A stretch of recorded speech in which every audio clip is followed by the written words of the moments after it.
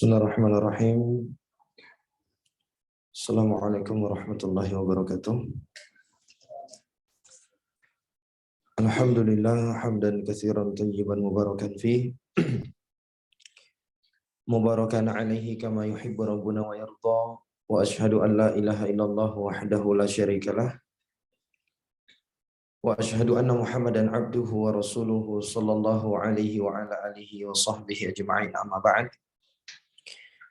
Ayyuhal ikhwah, kaum muslimin dan muslimat rahimani wa rahimakumullah. Alhamdulillah, puji dan syukur marilah kita panjatkan kepada Allah Subhanahu wa taala atas berbagai limpahan nikmat dan karunia yang Allah Azza wa Jalla curahkan kepada kita semua hingga saat ini. Dialah Allah Azza wa Jalla yang telah berfirman di dalam kitabnya mengingatkan kita akan banyaknya nikmat yang Allah berikan kepada kita. Allah Subhanahu wa taala berfirman, wa in ta'uddu ni'matallahi la tuhsuha. Innal insana ladzalumun kafar. Dan kalaulah sekiranya kalian ingin mencoba-coba menghitung nikmat yang Allah berikan kepada kalian, maka niscaya kalian tidak akan pernah sanggup untuk menghitungnya. Sesungguhnya manusia itu pelaku kezaliman dan kekufuran. Kemudian salawat dan salam tidak lupanya kita sajikan kepada junjungan kita Nabi besar Muhammad ibn Abdillah salawatullahi wassalamuhu alaihi, kepada keluarga beliau, para sahabat beliau, serta orang-orang yang mengikuti jalan beliau hingga akhir zaman. Jamaah yang dimuliakan Allah, alhamdulillah kembali Allah Azza wa Jalla memberikan kesempatan kepada kita semua untuk bisa berkumpul di tempat yang mulia ini. Kita semua berharap dan memohon kepada Allah semoga kiranya pertemuan kita ini menjadi pertemuan yang diberkahi oleh Allah, pertemuan yang membawa kebaikan untuk dunia dan akhirat kita, amin ya rabbal alamin. Kita tahu jamaah yang dimuliakan Allah, di antara ibadah yang sangat besar pahalanya di sisi Allah adalah menghadiri majelis ilmu. Oleh karena itu ketika Allah pilih kita sebagai hamba-hamba yang dimudahkan untuk melangkahkan kaki ke majelis ilmu, bersyukurlah. Ini adalah sebuah kebaikan yang Allah inginkan untuk kita. Baginda Rasulullah Sallallahu Alaihi Wasallam di dalam hadis yang diriwayatkan oleh Al-Imam Al-Bukhari dan Imam Muslim dari Muawiyah bin Abi Sufyan, Nabi alaihi salatu wasallam itu pernah bersabda, man yuridillahu bihi khairan yufaqihu fiddin. Siapa saja yang Allah inginkan untuknya kebaikan, maka Allah akan jadikan dia faham di dalam agama. Jadi barometer kebaikan seorang hamba itu bukan pada harta, bukan pada pangkat jabatan, bukan pada popularitas, bukan di bisnisnya yang sukses, bukan. Tolak ukur kebaikan seorang hamba itu adalah sejauh mana dia berusaha untuk memahami agamanya. Semakin dia faham hukum-hukum di dalam agamanya, maka tentu kebaikan yang ada pada dirinya semakin besar pula. Oleh karena itu, sebagian para ulama salaf itu pernah berkata, idza marra alayya yaumun lam azdad bihi ilman fala burika li fi dzalikal yaum. Ini ucapan sangat luar biasa, harusnya jadi renungan untuk kita bersama. Sebagian mereka berkata, apabila ada satu hari yang berlalu di dalam hidupku, falam azdad fihi ilman, namun tidak bertambah di hari tersebut ilmu yang aku miliki, fala burika li fi dzalikal yaum, itu pertanda bahwa aku tidak diberkahi di hari itu. Subhanallah. Jadi tolak ukur untung apa tidak untungnya para ulama kita itu tidak dilihat dari hari ini untungnya berapa, 1 juta kah, 2 juta kah, kalau dapat 20 juta satu hari Masya Allah beruntung, enggak. Tolak ukur untung-untungan di sisi para ulama salaf itu adalah dilihat bagaimana faidah yang mereka dapatkan. Ini hari ini dapat faidah apa? Semakin banyak faidah yang didapatkan, maka itu artinya keuntungan yang didapatkan di hari itu semakin besar. Ini tolak ukurnya jamaah. Kita juga harusnya demikian. Bersama dengan segala wasilah yang Allah berikan kepada kita, kemudahan demi kemudahan, harusnya membuat kita mampu untuk menambah pundi-pundi ilmu agama kita setiap harinya. Kalau bersamaan dengan banyaknya wasilah yang Allah mudahkan kepada kita, dimudahkannya kita untuk menghadiri majelis ilmu. Ada majelis ilmu di sekitaran kita namun tidak menambah ilmu kita. Tidak membuat kita semangat, kita khawatir di hari itu Allah tidak berkahi kita. Ini jelas-jelas nih ada majelis ilmu misal. Tidak ada yang menghalangi kita untuk hadir, namun kita ya nggak hadir. Kita khawatir.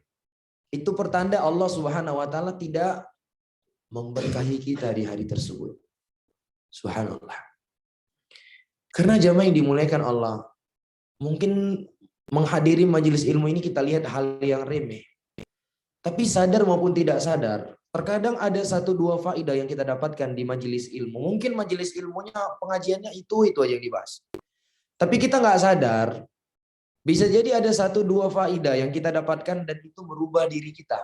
Bisa merubah hidup kita. Kita nggak tahu. Dikisahkan seorang sahabat yang bernama Abu Sa'id Al-Khudri. Sa'ad bin Malik bin Sinan. Abu Sa'id Al-Khudri. Radhiyallahu ta'ala. Beliau itu pernah mengalami kesulitan dari segi ekonomi. Lalu istrinya berkata, Itin Nabi SAW fasalahu. Datangi Rasul SAW. Ya, kalau bahasa kita bang, pergi aja datangi Nabi coba. Fasalahu. Minta bantuan kepada Nabi. Ini usulan istri beliau. Istri siapa tadi? Abu Sa'id Al-Khudri. Akhirnya Abu Sa'id Al-Khudri pergi menjumpai Nabi. Dan pada waktu itu Nabi sedang membuka majelis. Ketika datang Abu Sa'id Al-Khudri, Nabi sedang memberikan tausiah. Di antara kalimat yang didengar oleh Abu Sa'id Al-Khudri adalah di mana Nabi mengatakan, "Ma yakun indi min khairin falan addakhir ankum." Apa saja yang kebaikan yang ada pada diriku, aku tidak akan simpan dari kalian. Silahkan, mau kalian minta silahkan.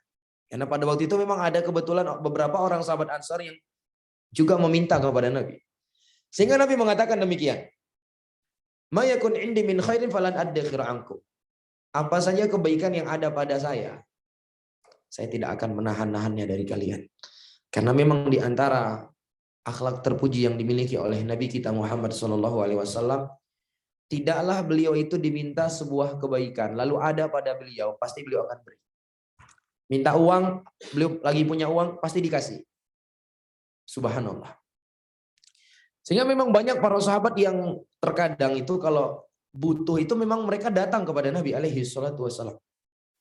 Nah, Abu Sa'id Al-Khudri yang memang pada awalnya dia ingin datang kepada Nabi ngapain tadi? Ingin minta juga. Mendengar ini, dia merasa, Masya Allah ini angin segar nih. Ini pas kali nih. Subhanallah. Pas kali. Tapi jamaah yang dimuliakan Allah, tausiah Nabi itu tidak sampai di situ aja. Selanjutnya Nabi mengatakan, akan tetapi, man yasta'fif yu'ifahullah. Wa man yastaghni yughnihillah. Wa man yatasabbar yusabbirhullah. Fama u'tiya ahadun ata'an khairan wa awsa'a minas sabr. Nabi alaihi salatu wasallam mengatakan, tetapi barang siapa yang berusaha untuk menjaga kehormatan dirinya dengan cara tidak meminta-minta, Allah akan bantu dia untuk menjaga kehormatannya. Selama dia berusaha untuk tidak meminta-minta, menjaga kehormatan dirinya, Allah akan bantu dia.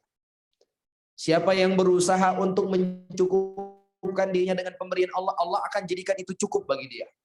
Wa may yatasabbar yusabbirhullah. Dan siapa saja yang berupaya untuk bisa menjadi orang yang bersabar, Allah akan jadikan dia sebagai orang yang bersabar. Fama u'tiya ahadun ata'an khairan wa awsa'a minas sabr. Tidaklah seseorang itu diberikan suatu pemberian yang lebih baik dan lebih luas cakupannya melebihi kesabaran. Mendengar ini, Abu Sa'id Al-Khudri yang tadi sudah ini fix nih asli minta kepada Nabi. Nggak jadi minta jamaah. Subhanallah. Akhirnya beliau pulang ke rumahnya dengan tangan kosong. Namun hati yang sudah penuh dengan rasa cukup kepada Allah. Satu hadis yang didengar oleh Abu Sa'id Al-Khudri bisa merubah hidupnya. Yang tadinya dia datang ke majelis Nabi ingin minta sama Nabi. Tapi begitu dengar satu faidah dari Nabi, dia urungkan itu. Dia berupaya untuk menahan ifahnya, menjaga kehormatan dirinya dengan menggantungkan segalanya hanya kepada Allah. Subhanallah. Pulang dengan tangan kosong namun membawa hati yang sudah penuh dengan rasa qanaah kepada Allah Azza wa Jalla. Luar biasa jemaah. Makanya jangan pernah anggap remeh 1-2 faidah yang kita dapatkan di majelis ilmu. Sebisa mungkin dicatat kalau mampu untuk mencatat. Mungkin dia tidak bermanfaat hari ini. Tapi bisa jadi itu akan bermanfaat 5 tahun, 10 tahun yang akan datang. Atau bisa jadi bermanfaatnya enggak untuk kita saja, tapi anak-anak kita kelak juga bermanfaat. Di saat nanti mereka melihat, membongkar barang-barang lama misalnya, dapat tulisan ayahnya. Tulisan ayahnya faidah-faidah kajian. Ya, subhanallah. Dia akan dapat faidah. Ya minimal dia tahu, ayah saya dulunya Wahabi. Subhanallah. Demikian jemaah. Ada seorang ulama yang bernama Abdullah bin Maslamah Al-Qa'nabi. Kunya beliau Abu Abdurrahman Al-Basri. Beliau seorang yang berasal dari daerah Basrah. Mungkin kita jarang mendengar nama beliau ini. Namun di kalangan para ulama ahli hadis, nama beliau ini cukup familiar.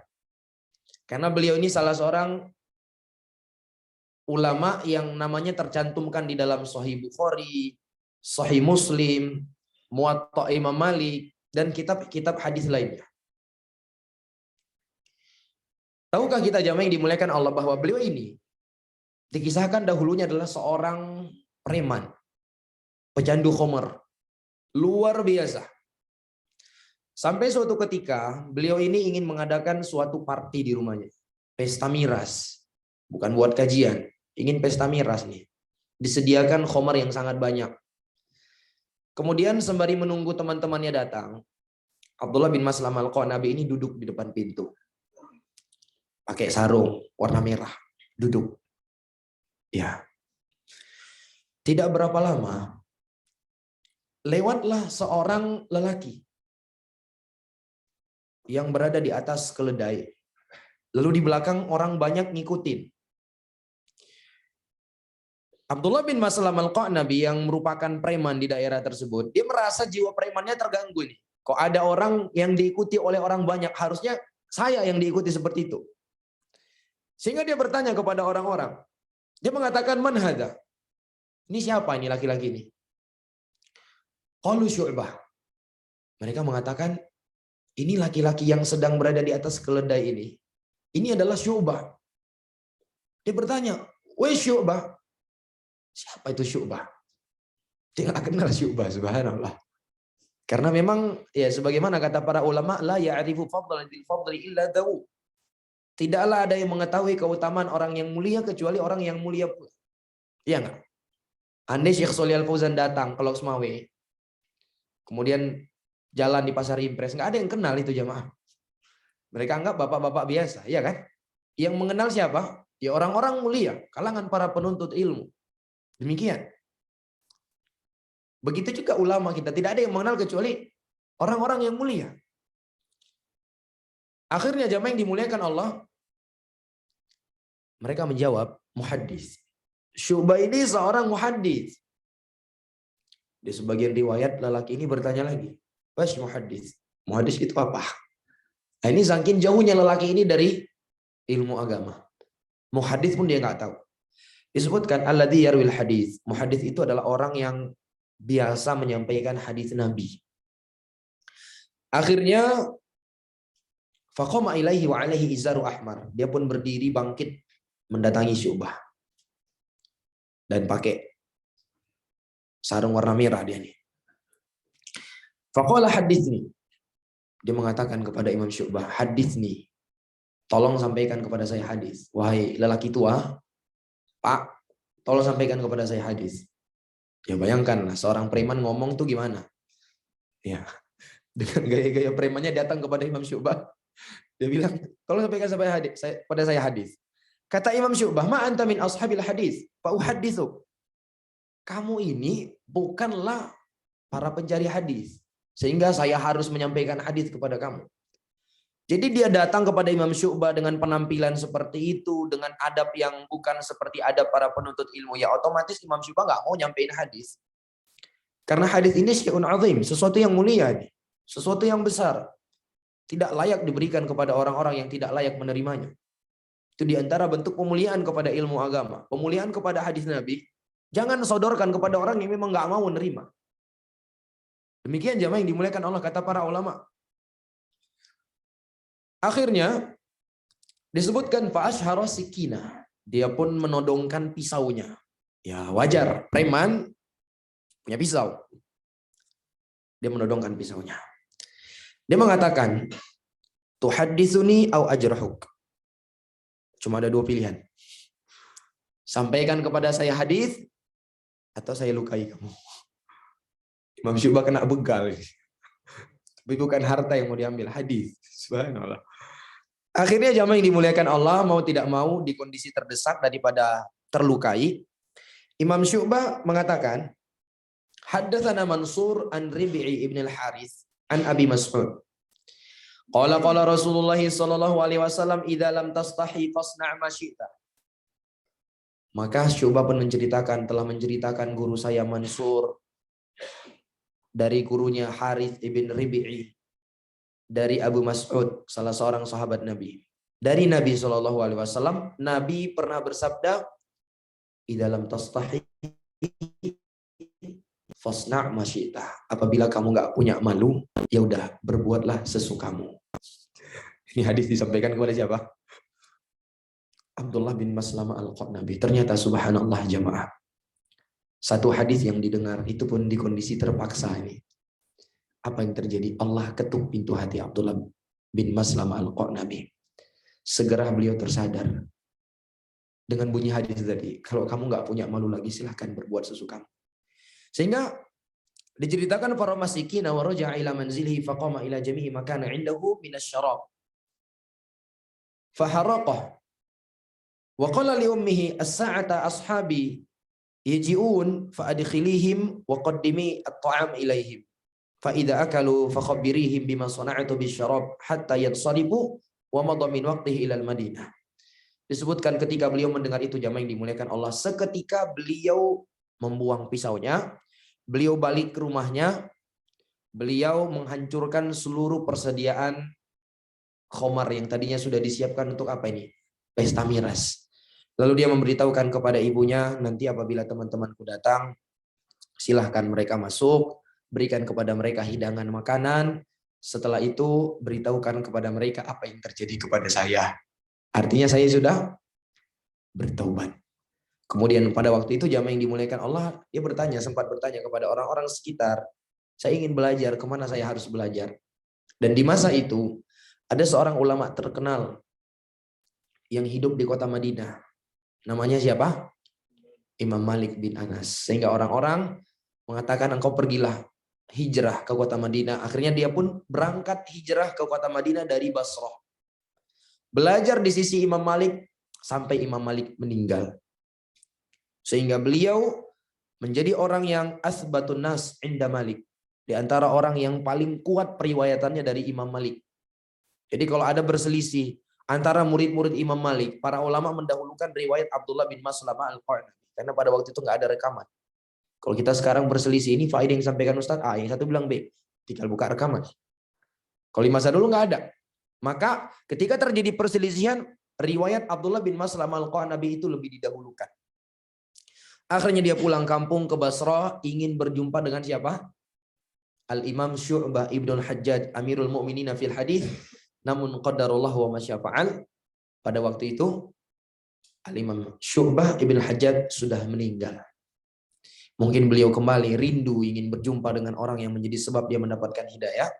Namun qadarullah Imam Syu'bah sudah meninggal, sehingga tercatat di dalam sejarah bahwa Abdullah bin Maslam al-Qa'nabi ini meriwayatkan hadis dari Syu'bah ibnul Hajjaj cuma berapa hadis? 1 hadis. Itu pun di kondisi pembegalan. Subhanallah. Apa pelajaran yang bisa kita ambil di sini jemaah? Banyak sekali pelajarannya. Banyak sekali pelajaran indah yang bisa kita ambil dari kisah ini sebenarnya. Saya coba sebutkan beberapa di antara. Yang pertama, bagaimana pengaruh faidah dan ilmu agama yang didengarkan oleh seseorang. Kita nggak tahu jamaah yang dimuliakan Allah. Mungkin 1, 2, 3 kali kita mendengar pengajian, hati kita belum tersentuh. Tapi jangan pernah putus asa. Terus hadiri. Kita nggak tahu, bisa jadi faidah yang keempat, faidah yang kelima. Itu yang benar-benar mampu mengetuk hati kita. Kita nggak tahu nih. Kita nggak tahu kajian yang mana yang benar-benar membuat kita ini bisa menjadi hamba yang lebih baik kepada Allah Azza wa Jalla. Makanya seputur-putur apapun kita, jangan pernah tinggalkan majelis ilmu. Itu kuncinya. Seputur apapun kita, jauh kita dari ilmu, jangan pernah meninggalkan majelis ilmu. Demikian jamaah yang dimuliakan Allah. Lihat Abdullah bin Maslam al-Qa'nabi. Siapa yang mengira Abdullah bin Maslam al-Qa'nabi bertaubat di saat ketika beliau mendengar hadis tadi? Nggak ada yang mengira. Bisa jadi niatan Imam Syu'bah itu menyampaikan hadis tersebut hanya karena apa ini? Ya supaya ini lelaki ini pergi, nggak ganggu lagi, kan gitu. Kita nggak tahu. Begitu juga kita jamaah yang dimuliakan Allah. Mungkin 1-2 faedah yang kita share di status WA kita. Kita nggak tahu ada orang yang ternyata tersentuh hatinya dengan status kita. Coba bayangkan andai kita punya kontak 50 kontak di HP kita. Kita pasang status yang lihat cuma 30 orang. Dari 30 orang ada 2-3 orang yang tersentuh hatinya. Coba jemaah, bayangkan kebaikan yang sangat luar biasa. Kita punya akun media sosial misalnya. Kita share kebaikan-kebaikan yang kita dapatkan. Apapun itu bentuk kebaikan. Jangan pernah malas untuk menyebarkan jemaah. Di saat orang-orang yang sesat, orang-orang kafir semangat menyebarkan kekafiran mereka, semangat menyebarkan kemaksiatan mereka. Kenapa kita tidak semangat menyebarkan kebaikan? Sebarkan kebaikan. Kita nggak tahu jamaah yang dimuliakan Allah, bisa jadi tatkala orang tersebut mendengarkan kajian ustadz, ratusan kajian didengar sama dia, hatinya nggak tersentuh. Tapi kita nggak tahu, bisa jadi sebab status WA kita, kiriman postingan kita di Instagram misalnya, membuat hatinya tersentuh dan dia kembali kepada Allah sehingga dia istiqomah menjalankan syariat Allah Azza wa Jalla. Bayangkan betapa banyak pahala yang kita dapatkan. Nabi sudah mengatakan man dalla ala khairin falahu mithlu ajri fa'ili. Siapa yang melakukan menunjukkan kepada kebaikan maka dia akan mendapatkan pahala seperti orang yang melakukan. Coba bayangkan, semenjak Abdullah bin Maslam al-Qa'nabi bertaubat sampai wafat beliau, seluruh amalan ketaatan beliau itu pahalanya mengalir kepada siapa? Imam Syu'bah bin Hajjaj. Luar biasa jemaah. Makanya apapun kebaikan-kebaikan yang kita dapatkan, usahakan untuk menyebarkannya. Siapa yang nyuruh demikian? Ustadz, bukan. Nabi yang menyuruh demikian. Balighu anni walau ayat, kata Nabi. Sampaikan dari aku walaupun 1 ayat, kata Nabi. Kita duduk di pasar nih, kita ke pasar nih belanja. Sampaikan faidah kepada orang-orang yang ada di pasar. Kita duduk di warung kopi, ada teman kita yang mungkin belum ngaji, sampaikan faidah kepada dia. Apa yang kita tahu sampaikan ya. Demikian, manfaatkan. Kita nggak tahu kapan Allah Subhanahu wa taala mengetuk pintu hati seseorang, bisa jadi melalui kita. Mungkin kita bukan ustadz, bukan ulama, tapi begitulah terkadang hikmah Allah Azza wa Jalla. Terkadang Allah Azza wa Jalla membuat orang-orang itu mampu bertobat hanya dengan orang-orang biasa. Bisa jadi keikhlasan kita ketika menyampaikan itu mengalahkan keikhlasan seorang ustadz ketika menyampaikan ceramah. Sehingga nasihat yang kita berikan kepadanya walaupun terlihat seperti biasa, tidak disajikan dengan retorika yang bagus, dengan kata-kata yang biasa, ya, ternyata itu bisa menusuk hatinya. Al-kalimatu idza kharajat min qalbin waqa'at fi qalbi. Karena sebuah nasihat itu kalau keluar dia tulus dari hati, dia akan jatuhnya juga pas di hati. Demikian jemaah. Subhanallah. Pelajaran lainnya dari Abdullah bin Maslam al-Qa'nabi ini terlihat bagaimana kelembutan hati para ulama kita terdahulu. Mereka begitu dengar satu hadis, itu bisa merubah mereka. Bisa merubah apa? Kehidupan mereka. Kita hari ini jamaah yang dimuliakan Allah, tiap hari terkadang kita dengar ayat, dengar hadis. Kenapa tidak merubah hidup kita? Kenapa tidak memberikan kebaikan di dalam diri kita? Di antara sebab utamanya adalah hati. Hati yang kotor. Tiap hari kita dengar kajian, tapi perangai kita masih aja kayak gitu.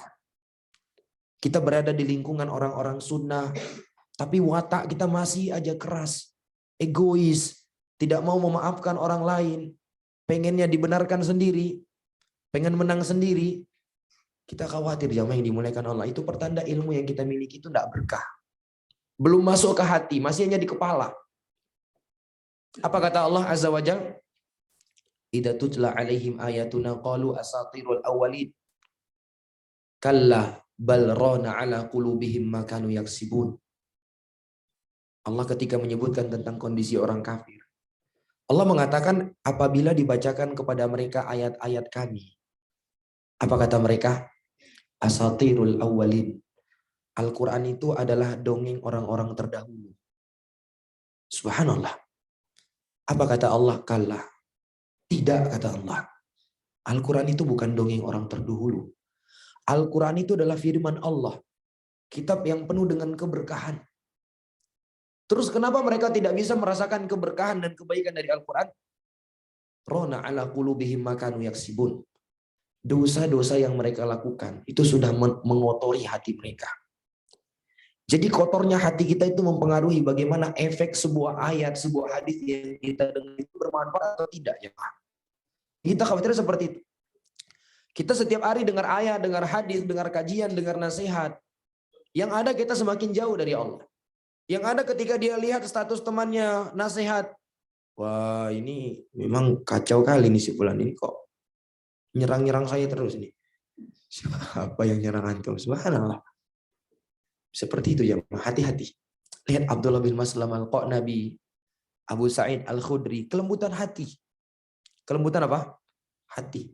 1-2 ayat cukup. 1-2 hadis cukup. Makanya Syekh Albani pernah mengatakan, kamu kalau berdiskusi dengan orang yang menginginkan kebaikan, itu 1 hadis sudah cukup katanya. Tapi kalau kita debat, diskusi dengan orang yang memang nggak menginginkan kebaikan, orang yang hatinya itu ada penyakit, 1.000.000 hadis kita bawa, dia nggak akan terima tuh. Subhanallah. Maka bersyukurlah kita kepada Allah ketika kita masih diberikan oleh Allah Azza wa Jalla hati yang peka. Hati yang peka. Karena sifat dasar seorang muslim itu dia adalah orang yang peka dengan pesan-pesan yang datang dari Allah. Apakah pesan itu melalui ayat-ayat kauniyah maupun melalui ayat-ayat syariah.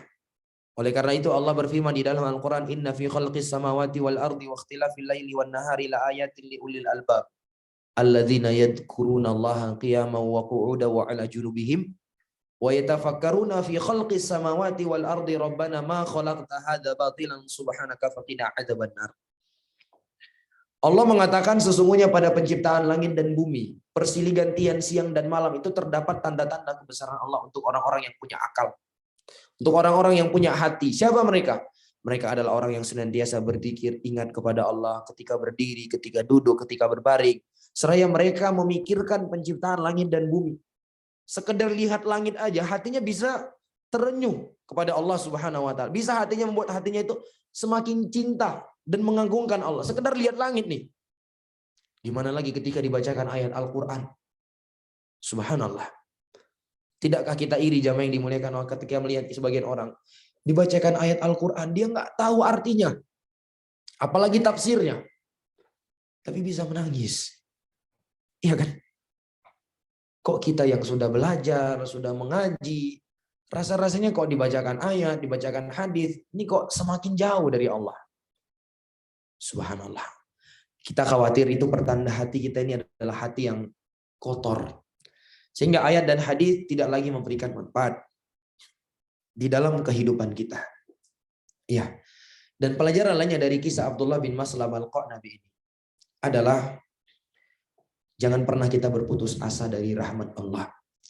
Seburuk apapun kita, sejauh apapun kita, sekelam apapun kita hari ini, selagi kita masih hidup, masih ada kesempatan kita untuk memperbaiki, untuk membenahi diri kita, untuk kembali kepada Allah Subhanahu wa taala.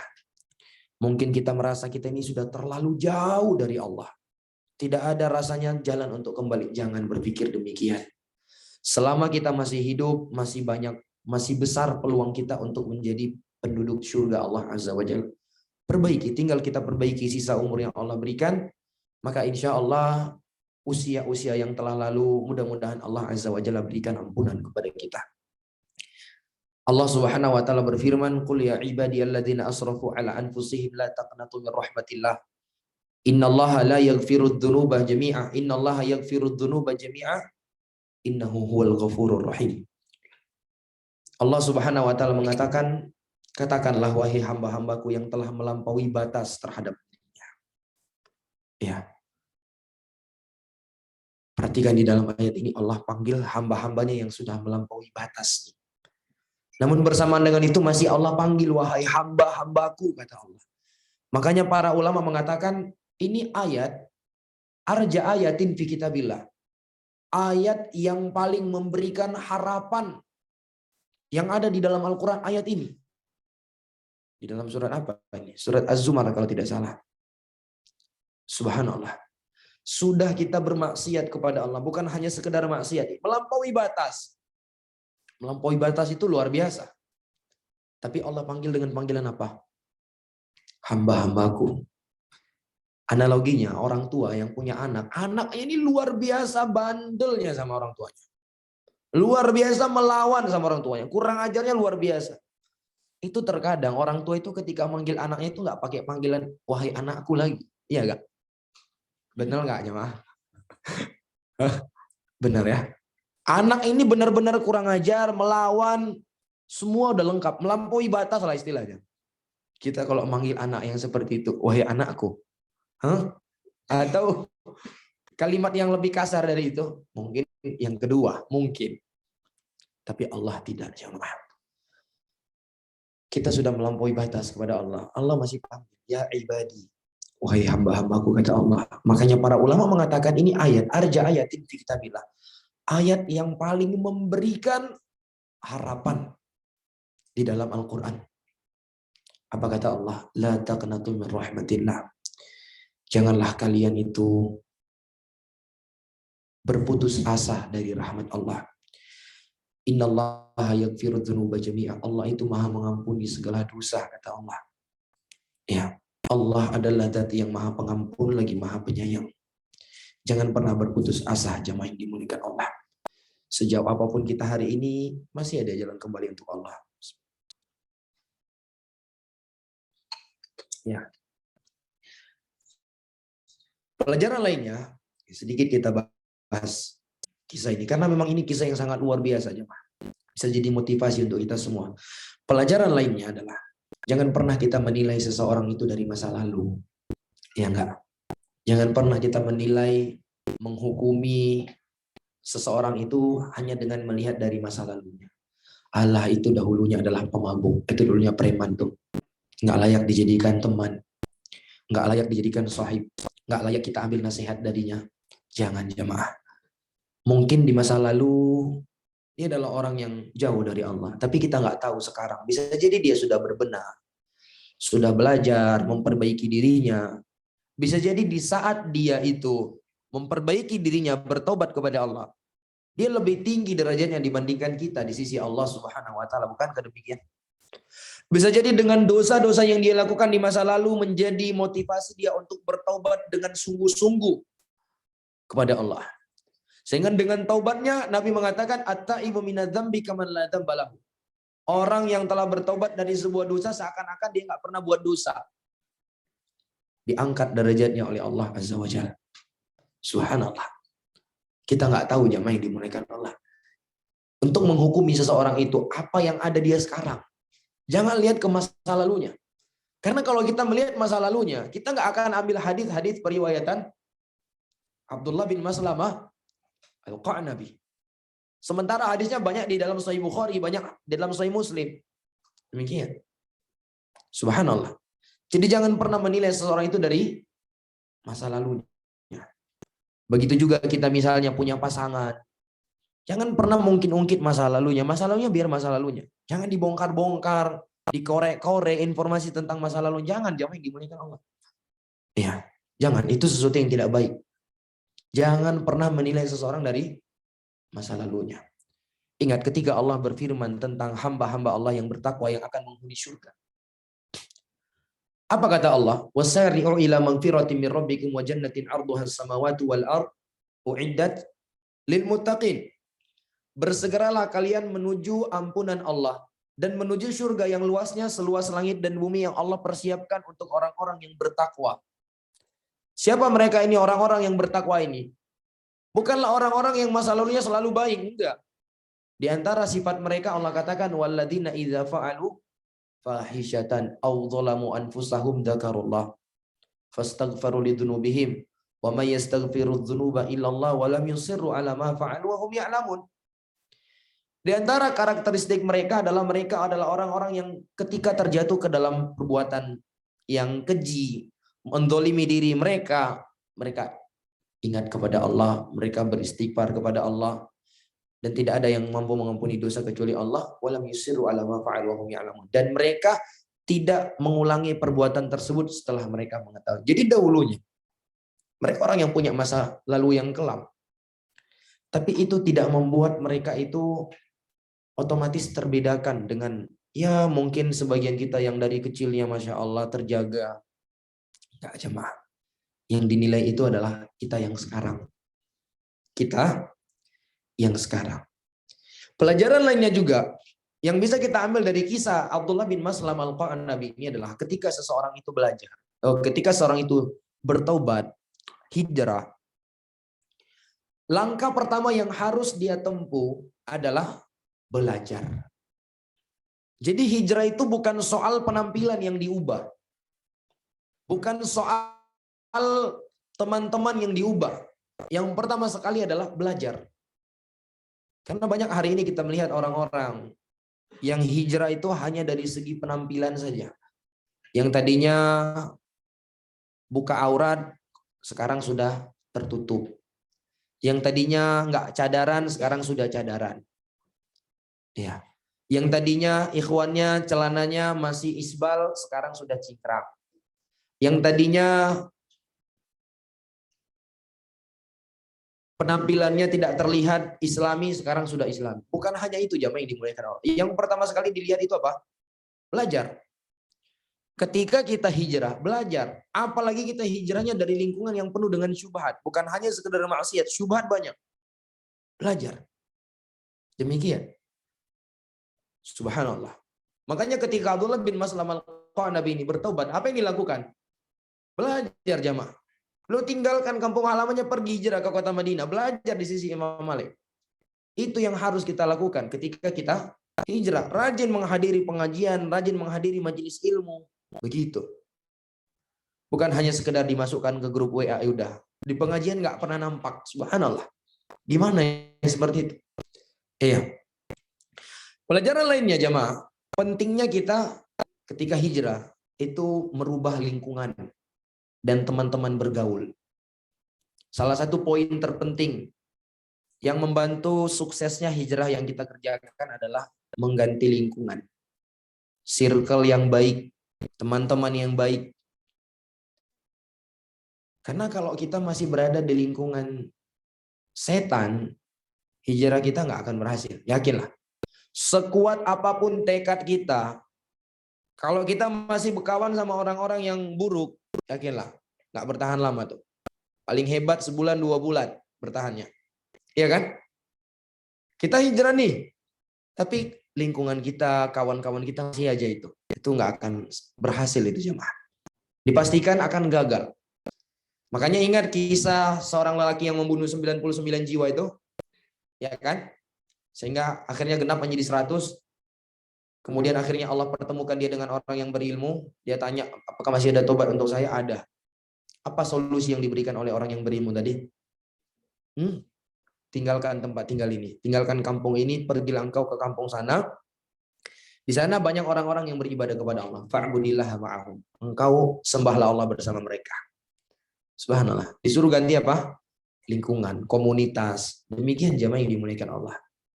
Itu adalah hal yang sangat memberikan pengaruh. Dan masih banyak pelajaran-pelajaran yang bisa kita ambil dari sini. Ya. Baik.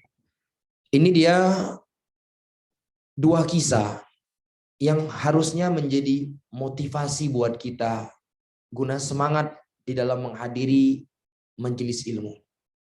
Semangat terus jamaah yang dimuliakan Allah. Mungkin tema pembahasan yang dibahas di pengajian itu adalah tema yang mungkin udah berkali-kali kita selesaikan. Mungkin yang dibahas usul salasah. Kita usul salasah ini kayaknya udah 7 kali anak tamat itu. Udahlah, nggak usah hadir lagi. Jangan jamaah yang dimuliakan Allah. Terus datangi. Al-Imam Al-Muzani atau salah seorang Al-Imam Al-Muzani. Beliau pernah bercerita bahwa aku menamatkan kitab Al-Imam Asy-Syafi'i Al-Um atau Ar-Risalah, kurang lebih salah satu dari keduanya, sebanyak 500 kali gitu. Berapa kali? 500 kali. Al-Imam Muzani mengatakan, murid senior Imam Syafi'i. Yang ajibnya, setiap kali aku selesai menamatkannya, itu selalu ada saja faidah baru yang aku dapatkan yang belum aku dapatkan sebelumnya. Nah, itu dia. Demikian jamaah yang dimuliakan Allah. Ada aja faidah baru. Begitu juga di dalam menghadiri majelis ilmu. Yakinlah, kajian usul salasah yang pertama sekali kita hadiri, itu beda dengan yang kedua kita hadiri. Pasti beda.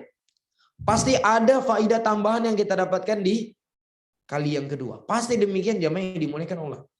Sehingga jangan pernah kita jadikan materi yang terulang-ulang itu menjadi alasan, waduh, kayaknya ini dia aja nih. Nanti ajalah ikut tunggu naik kitab yang tinggi karena saya udah sering kali tamat. Jangan jamaah yang dimuliakan Allah. Atau mungkin kita menganggap ini pematerinya kurang profesional. Jangan jamaah yang dimuliakan Allah. Tetap datangi. Tetap datangi. Kita nggak tahu faedah yang mana kita dapatkan. Banyak sekali faedah yang bisa kita ambil dari majelis ilmu. Itu tadi saya bilang, dua kisah ini harusnya jadi motivasi untuk kita semua. Bagaimana terkadang satu faedah, satu hadis yang kita dengar di majelis ilmu itu memberikan perubahan pada diri kita. Memberikan perubahan pada hidup kita. Subhanallah. Lihat Abu Sa'id Al-Khudri yang tadinya pergi ke majelis Nabi ingin minta, dengar satu hadis, dia pulang menjadi orang yang qanaah. Subhanallah. Abdullah bin Maslam Al-Qanabi, seorang preman, seorang pemabuk, hanya gara dengar satu hadis berubah menjadi apa? Jadi ikhwan. Jadi ulama, belajar. Subhanallah. Jadi apa? Jadi ulama. Bukan hanya sekedar jadi ikhwan. Sebagian kita kan gitu jamaah. Udah hijrah nih merasa, alah udah nggak ada waktunya lagi untuk belajar nih. Udah telat untuk belajar. Udahlah anak-anak kita aja lah nanti nih. Kita masukkan ke pondok pesantren supaya nggak sama seperti kita. Itu pola pikir yang keliru itu ya, Mak. Benar, masukkan anak ke pondok pesantren itu bagus. Tapi jangan lupa kita juga sebagai orang tuanya juga wajiblah belajar. Kan demikian. Jangan mentang-mentang udah masuk anak pesantren udah cukup, dia nggak pernah belajar. Nggak bisa seperti itu ya, Mak. Kita juga wajiblah belajar. Bisa dipahami ya? Baik, kita lanjutkan kembali potongan terakhir dari kisah Nabi Yusuf alaihi salam. Ya, insyaallah kita akan menyelesaikan kisah beliau di pertemuan yang singkat ini. Tersisa satu.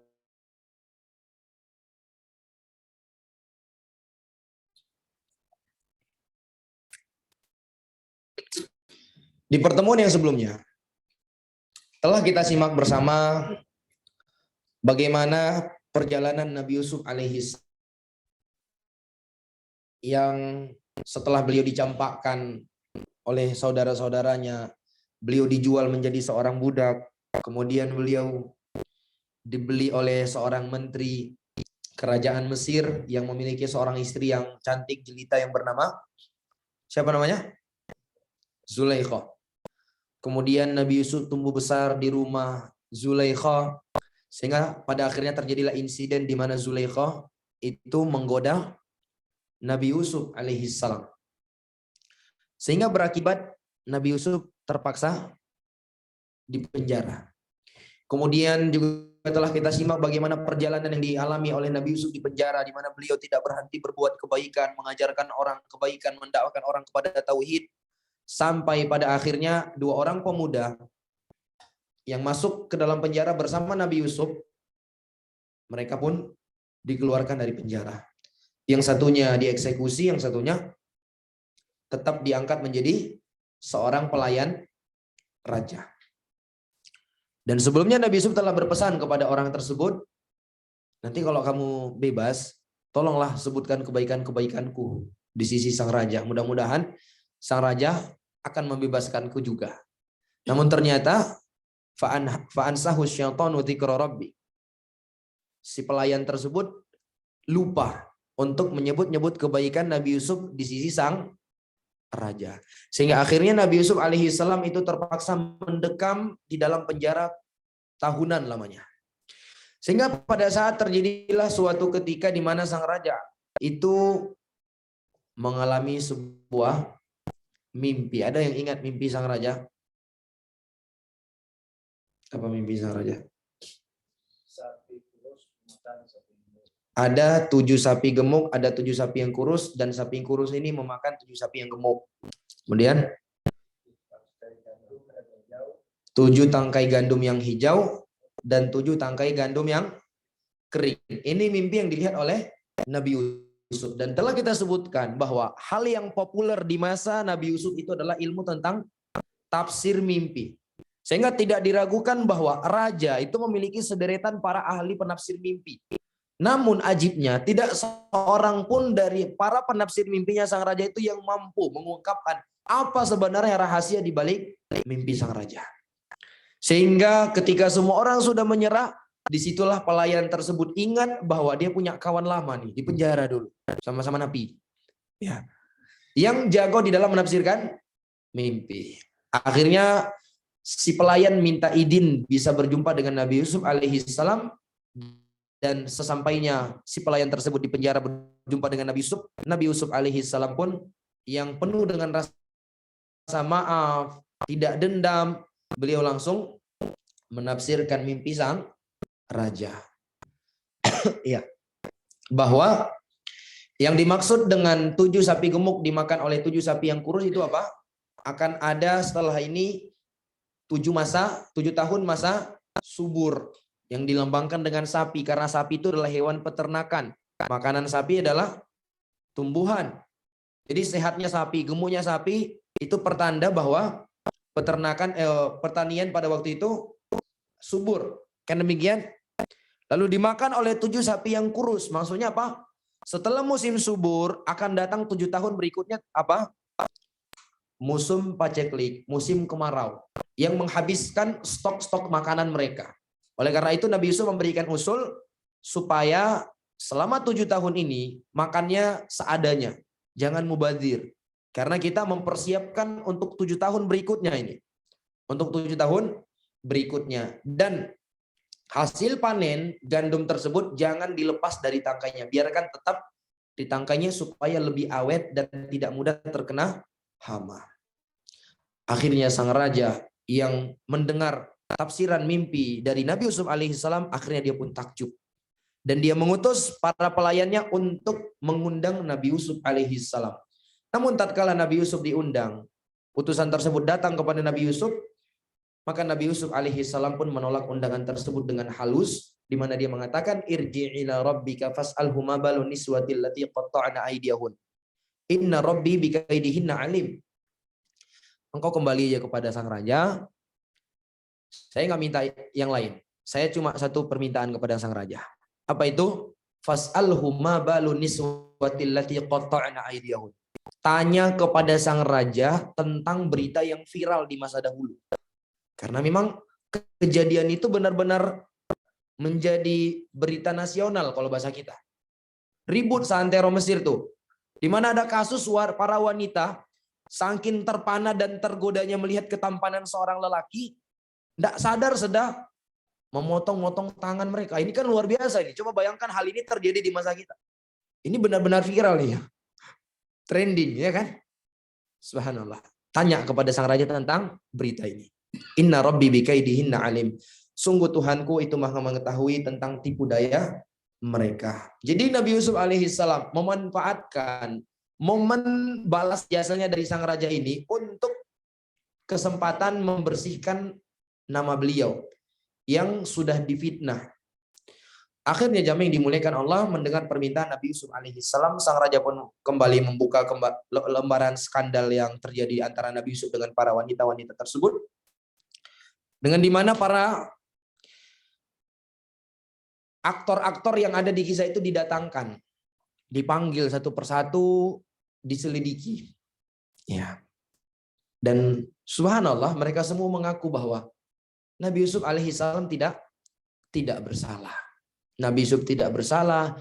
Bahkan Zulaikha sebagai aktor utama yang ada di dalam kasus ini juga mengakui ketidakbersalahan Nabi Yusuf. Allah Subhanahu wa taala mengatakan, "Al-ana ashasal haq ana rawatuhu an nafsi wa innahu laminas shadiqin. Dzalika liya'lama anni lam akhunhu bil ghaib wa anna Allah la yahdi kaidal kha'inin. Wa ma ubarri'u nafsi inna an-nafsa la'ammaratun bisu illa ma rahima rabbi inna rabbi ghafurur rahim." Allah mengisahkan ucapan Zulaikha, di mana Zulaikha mengatakan, sekarang terjelaskanlah kebenaran. Ana rawatuhu an nafsi. Akulah yang sesungguhnya merayu dia. Akulah yang menggoda dan merayu dia. Wa innahu laminas shadiqin. Sesungguhnya Yusuf itu adalah orang-orang yang jujur. Dia adalah orang-orang yang benar. Yang demikian itu agar dia Al-Aziz mengetahui bahwa aku benar-benar tidak mengkhianati dia tatkala dia tidak ada di rumah. Ucapan Nabi Yusuf. Wa anna Allah la yahdi kaidal kha'inin, dan sesungguhnya Allah tidak akan memberikan petunjuk kepada orang-orang yang berkhianat. Wa ma ubarri'u nafsi, dan aku tidak mengatakan diriku tidak bersalah sepenuhnya. Innan nafsa la'ammaratun bisu, hanya saja jiwa itu condong mengajak kepada kejelekan. Illa ma rahima rabbi, kecuali orang-orang yang dirahmati oleh Allah. Inna rabbi ghafurur rahim. Sesungguhnya Tuhanku itu adalah zat yang maha pengampun lagi maha penyayang. Jadi setelah tokoh utama di dalam skandal ini yaitu Zulaikha mengaku ketidakbersalahan Nabi Yusuf alaihissalam, maka terjelaskanlah secara total bahwa Nabi Yusuf alaihissalam bukanlah orang yang bersalah. Sehingga sang raja pun memerintahkan Nabi Yusuf agar dibebaskan. Dan tidak hanya di situ, karena sang raja yang memang membutuhkan ini Nabi Yusuf karena kepintaran yang dimiliki oleh Nabi Yusuf, sekaligus dia tahu bahwa Nabi Yusuf ini adalah orang yang jujur, orang yang baik, maka raja pun menawarkan Nabi Yusuf untuk bergabung di dalam pemerintahan. Maka Nabi Yusuf alaihissalam yang merasa ada maslahat di situ dan itu juga memberikan manfaat untuk beliau, maka beliau pun menerima tawaran dari sang raja. Di mana Nabi Yusuf mengatakan, ij'alni ala khazainil ard inni hafidhun alim. Wahai paduka raja, jadikanlah aku ala khazainil ard, sebagai orang yang punya wewenang mengurus harta perbendaharaan kerajaan Mesir. Inni hafidhun alim. Sesungguhnya aku ini adalah orang yang hafid, pandai di dalam menjaga, dan alim. Aku adalah orang-orang yang berpengetahuan. Demikian jamaah yang dimuliakan Allah. Akhirnya Nabi Yusuf alaihissalam pun diangkat menjadi seorang bendaharawan Mesir tertinggi di kerajaan Mesir yang mengatur segala ekonomi Mesir, termasuk sektor pertanian dan peternakan. Itu diatur oleh Nabi Yusuf alaihissalam. Allah Subhanahu wa taala mengisahkan, wa kadzalika makanna li Yusufa fil ard yatabawa'u minha haitsu yasha nusibu bi rahmatina man nasha wa la nudhi'u ajral muhsinin. Wala ajrul akhiratu khairul lil ladzina amanu wa khairul lil ladzina amanu wa kanu yattaqun. Allah mengatakan, dan demikianlah kami memberikan kedudukan kepada Nabi Yusuf di negeri Mesir, di mana dia itu yatabawa minha haitsu yasha, dia bisa pergi kemanapun yang dia kehendaki karena udah menjadi orang besar. Nusibu bi rahmatina man nasya, dan kami memberikan rahmat kami kepada siapa yang kami kehendaki. Wala nudhi'u ajral muhsinin wala ajrul akhirati khairul lil ladzina amanu wa kanu yattaqun. Dan kami tidak akan menyia-nyiakan pahala orang yang berbuat baik, dan balasan di akhirat itu lebih baik bagi orang-orang yang beriman dan bertakwa kepada Allah Subhanahu wa taala. Jadi dari ayat ini jamaah yang dimuliakan Allah, kita bisa mengambil pelajaran bahwa seberat apapun musibah yang kita rasakan, seberat apapun cobaan yang kita alami, yakinlah cobaan tersebut tidak akan selalu membersamai kita. Ada kalanya cobaan tersebut akan diambil, dicabut oleh Allah. Ya, seperti ibarat kata yang sering kita ucapkan, badai pasti berlalu. Bukan berlalu lalang ya. Berlalu pergi, itu pasti jamaah. Inna ma'al usri yusra. Bersama kebaikan, bersama kesulitan itu ada kemudahan. Itu adalah pasti. Makanya para ulama mengatakan dawamul hal minal muhal. Dawamul hal minal muhal. Ini kaidahnya. Tetapnya seseorang itu di atas suatu kondisi minal muhal. Itu termasuk hal yang mustahil. Tidak mungkin. Yang namanya hidup itu bagaikan roda berputar. Hari ini kita di atas, yakinlah ada kalanya kita di bawah. Hari ini kita di bawah, yakinlah ada kalanya kita di atas. Hari ini kita tertimpa musibah, yakinlah besok musibah itu akan diangkat oleh Allah Subhanahu wa taala. Hari ini kita mendapatkan kenikmatan, ada saatnya kenikmatan itu hilang dari diri kita. Makanya tatkala kita tertimpa musibah, jamaah yang dimuliakan Allah, kita dituntut untuk bersabar supaya kita mendapatkan kebaikan dari ujian dan cobaan yang menimpa kita. Karena cobaan ini akan berlalu. Yang tersisa itu apa? Efeknya. Respon kita ketika menghadapi musibah tadi. Kalau kita bersabar, yang akan tertinggal bersama kita adalah pahalanya. Kalau kita murka, yang tinggal bersama kita adalah dosanya. Musibahnya bakalan pergi. Subhanallah.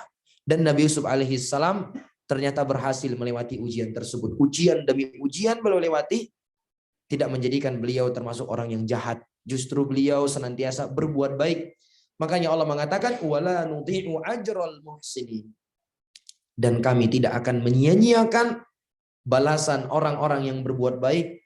Wala ajrul akhirati khairul lil ladzina amanu wa kanu yattaqun. Tetapi ingat, balasan yang terbaik di akhirat itu lebih baik bagi orang-orang yang beriman dan orang-orang yang bertakwa. Artinya jamaah yang dimuliakan Allah, orang-orang yang beriman dan bertakwa kepada Allah, Allah akan berikan kepada mereka balasan dua, di dunia dan di akhirat. Sehingga sebagian para ulama mengatakan termasuk di antara bentuk buruk sangka kita kepada Allah.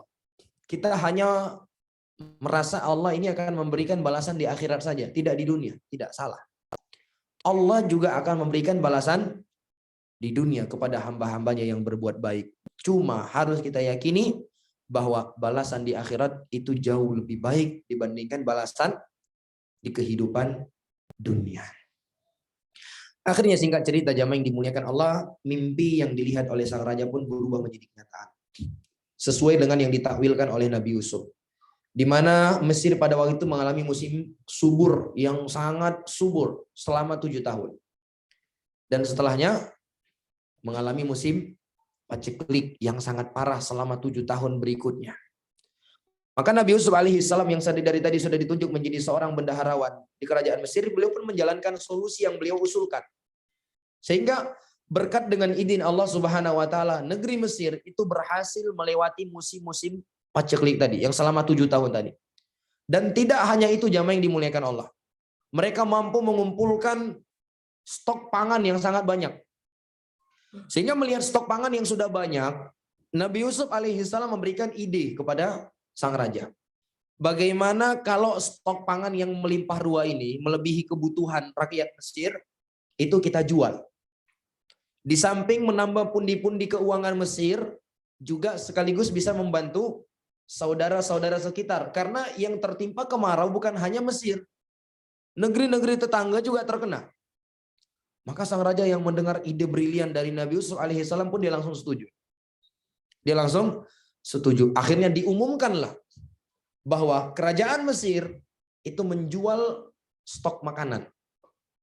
Dengan syarat bahwa setiap orang itu hanya diberikan membawa pulang makanan dengan beban seberat yang bisa dipikul oleh onta.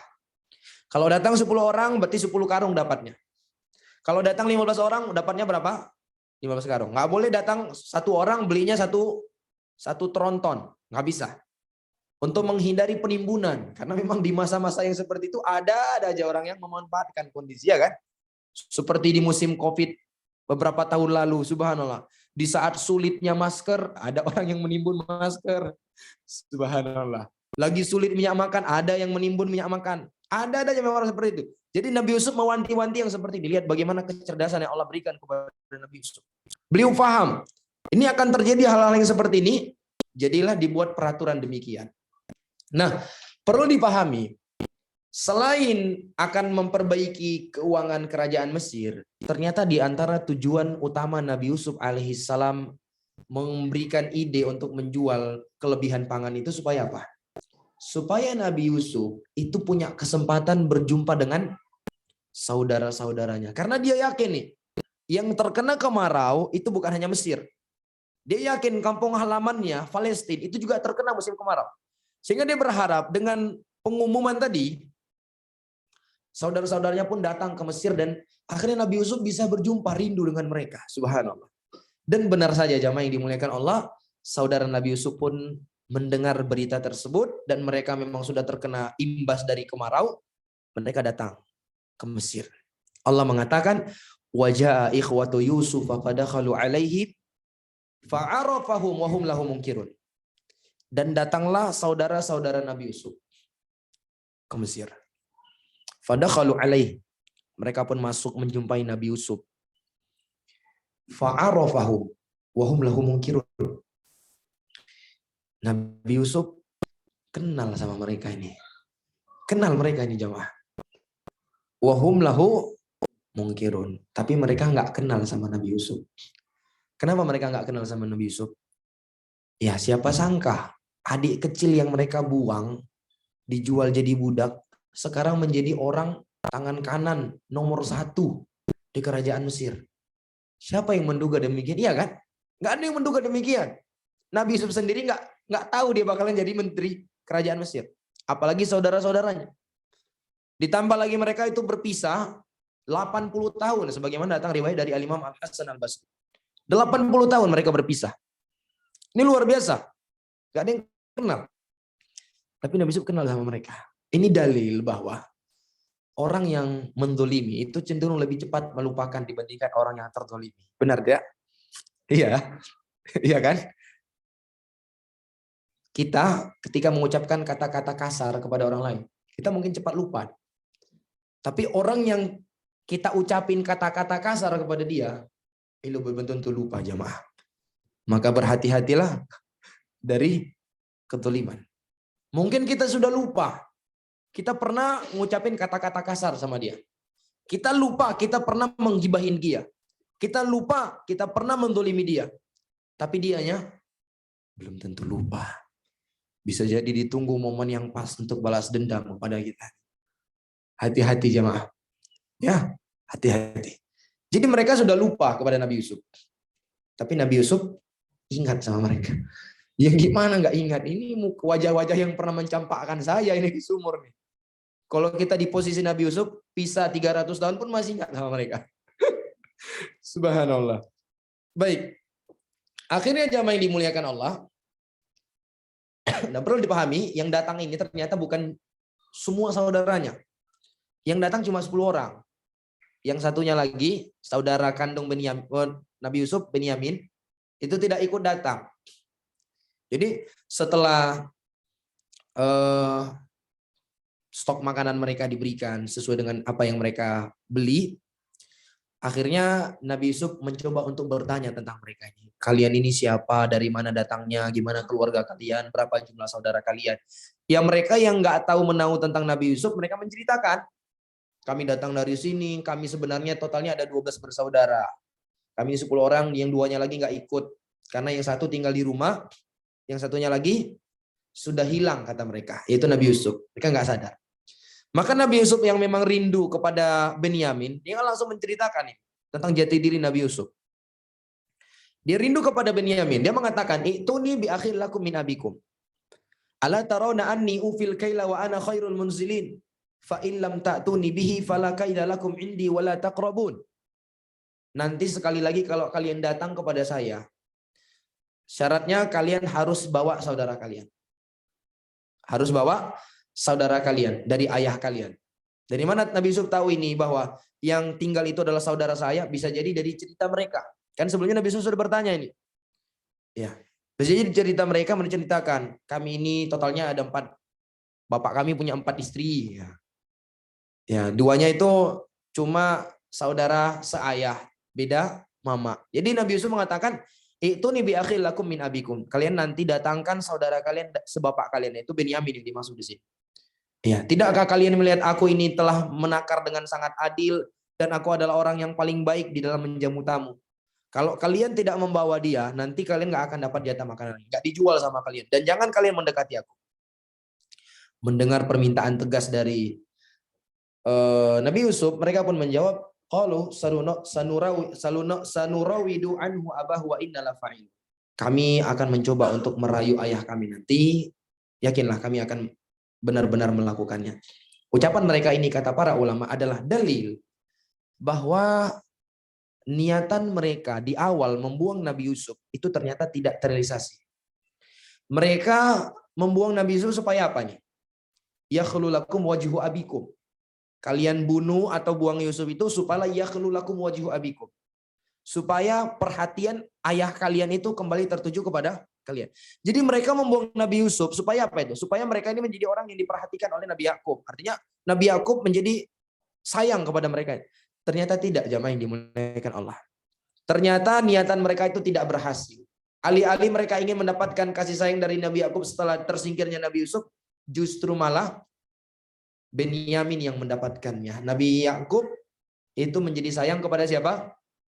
Benyamin. Subhanallah. Dalil apa? Apa ini dalil untuk apa ini jamaah? Ini dalil pelajaran untuk kita semua bahwa sesuatu itu sudah Allah Subhanahu wa taala takdirkan untuk kita semua. Mau dia itu rezeki, pangkat, jabatan, apapun itu. Semua sudah ditakdirkan oleh Allah. Sekeras dan sekuat apapun kita berupaya untuk mendapatkannya, sekalipun kita mendapatkannya, berusaha untuk mendapatkannya dengan cara yang haram, kalau itu bukan takdir kita, gak akan dapat. Yakinlah. Berusaha keras mereka untuk mendapatkan perhatian dari Nabi Yakub, mendapatkan kasih sayang yang lebih daripada Nabi Yakub. Ya namanya juga itu bukan takdir mereka, mereka tidak akan tidak dapat. Begitulah kita di dalam kehidupan ini. Sekuat apapun kita berupaya, bekerja keras, kalau Allah sudah takdirkan miskin, ya miskin. Benar nggak? Iya. Semalas apapun orang bekerja, tapi Allah takdirkan rezekinya lancar-lancar aja. Jadi orang kaya, ada aja jalan jadi kaya dia. Nggak sekolah pun bisa jadi kaya, nggak tamat SD bisa jadi kaya. Ada aja jalan rezeki yang Allah bukakan. Iya kan? Ada orang yang kerja sampai S1, S2, doktor malah hidupnya sederhana, biasa aja pas-pasan. Takdir dari Allah. Makanya lah kita dituntut untuk senantiasa memasrahkan diri semuanya kepada Allah. Segala sesuatu itu sudah Allah atur di dalam kehidupan kita. Kaya, miskin, sehat, sakit, itu semua sudah diatur sama Allah Azza wa Jalla. Tinggal kita bagaimana menjalaninya. Kalau kita diberikan kemiskinan dengan bersabar. Diberikan kelebihan dengan cara bersyukur kepada Allah Subhanahu wa taala. Semua sudah diatur oleh Allah Azza wa Jalla. Ya, akhirnya mereka Allah katakan falamma raja'u ila abihim qalu ya abana muni'a minnal kail. Muni'a minnal kail farsil ma'ana akhana naktal wa inna lahu lahafidun. Ketika mereka pulang kepada ayah mereka, mereka mengatakan, wahai ayah kami, kita tidak akan mendapatkan jatah gandum lagi setelah ini. Kecuali kami bisa membawa Benyamin. Maka fa'arsil ma'ana akhana. Berikanlah izin kepada kami untuk membawa Benyamin. Ya. Wa inna lahu lahafidun. Supaya mendapatkan jatah dan kami pasti akan menjaganya. Maka mendengar itu Nabi Yakub alaihi salam pun secara spontan mengatakan, qala hal amanukum alaihi illa kama amintukum ala akhihi min qabl. Fallahu khairun hafidha wa huwa arhamur rahimin. Mungkinkah aku percaya kepada kalian seperti aku percaya tatkala kalian membawa Yusuf? Nabi Yakub alaihi salam masih ingat nih tragedi di mana mereka mengkhianati Nabi Yakub alaihi salam. Kepada siapa? Terkait Nabi Yusuf. Tidak mungkin saya akan terkecoh 2 kali, kata Nabi Yakub alaihi salam. Karena Muslim itu kata Nabi, La yuldagu min juhrin wahidin marratain. Seorang muslim itu tidak akan tersengat dari lubang yang sama sebanyak 2 kali. Itu ciri seorang muslim, kata Nabi. Dia bisa mengambil pelajaran dari masa lalu. Dia nggak mau kena tipu 2 kali. Itu orang muslim. Cerdas. Nabi Yakub juga demikian. Kalian yakin aku percaya sama kalian membawa Benyamin sebagaimana percayanya aku ketika kalian membawa Nabi Yusuf? Akhirnya jamaah yang dimuliakan Allah, padahal Nabi Yusuf itu sudah menjadi bendaharawan Mesir. Subhanallah. Ini dalil juga Nabi Yakub tidak mengetahui perkara gaib. Nggak tahu Nabi Yakub. Kalau Nabi Yakub tahu perkara gaib, ketika mereka minta izin, apa yang dilakukan oleh Nabi Yakub? Ini bawa ini sama abangnya di sana, biar enak hidupnya sana. Iya kan? Tapi karena Nabi Yakub alaihi salam memang nggak tahu sama sekali perkara gaib, karena yang tahu perkara gaib hanyalah Allah Subhanahu wa taala, akhirnya Nabi Yakub tidak memberi izin. Akhirnya ya mereka yang benar-benar membutuhkan makanan berupaya untuk merayu ayah mereka. Dan Allah sebutkan, walamma fatahu mata'ahum wajadu bidha'atahum ruddat ilaihim. Qalu ya abana ma nabghi hadhihi bidha'atuna ruddat ilaina wa namiru ahlana wa nahfadhu akhana wa nasdadu kaila ba'ir. Inna dzalika kailu yasir. Dzalika kailu yasir. Allah mengatakan, dan akhirnya mereka pun membuka karung yang berisi gandum tadi. Ketika mereka buka, ternyata mereka mendapati bidha'atahum. Bidha'atahum itu kalau bahasa kita uangnya dikembaliin ternyata. Ruddat ilaihim.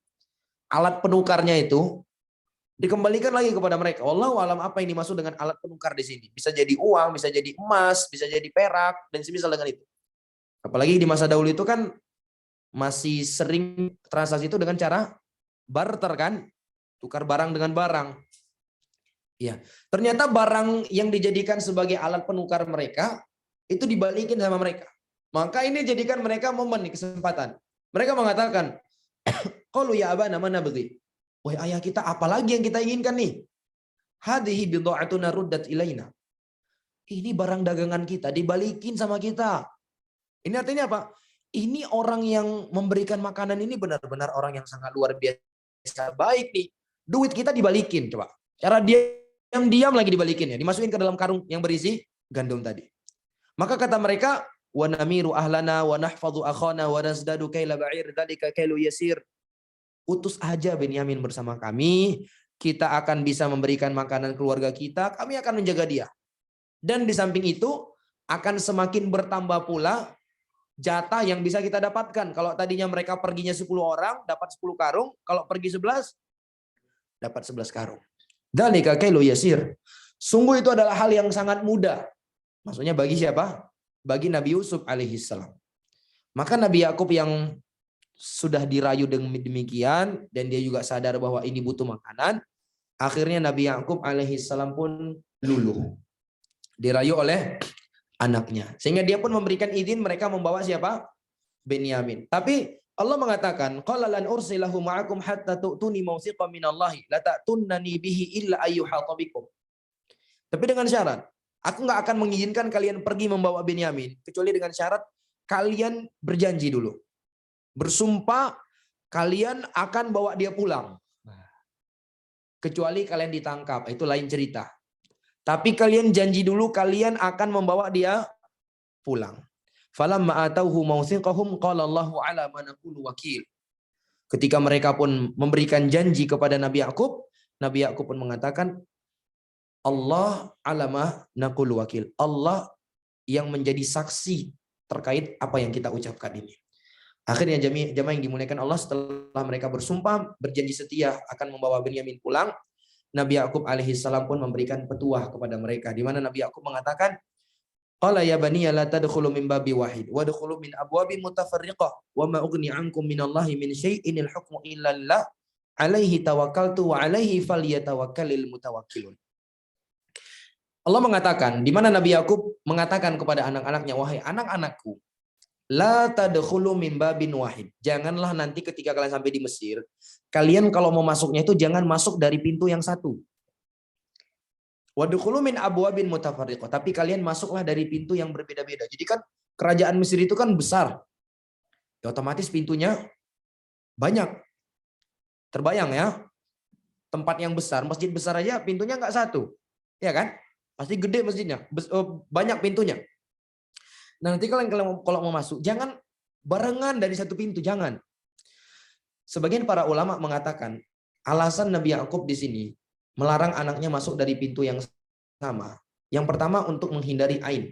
Sebagaimana disebutkan oleh Al-Imam As-Sam'ani, aktsarul mufassirina ala annahu khafal ain. Kebanyakan para ulama tafsir mengatakan bahwa Nabi Yakub memberikan petua demikian karena khawatir apa? Anaknya tertimpa penyakit ain. Pandangan mata yang berisikan hasad. Karena mereka ini adalah orang-orang dari Bani Israel nih. Perawakan mereka beda dengan orang-orang Mesir yang pada umumnya dihuni oleh suku Tibti. Mereka lebih gagah. Iya, lebih besar badannya.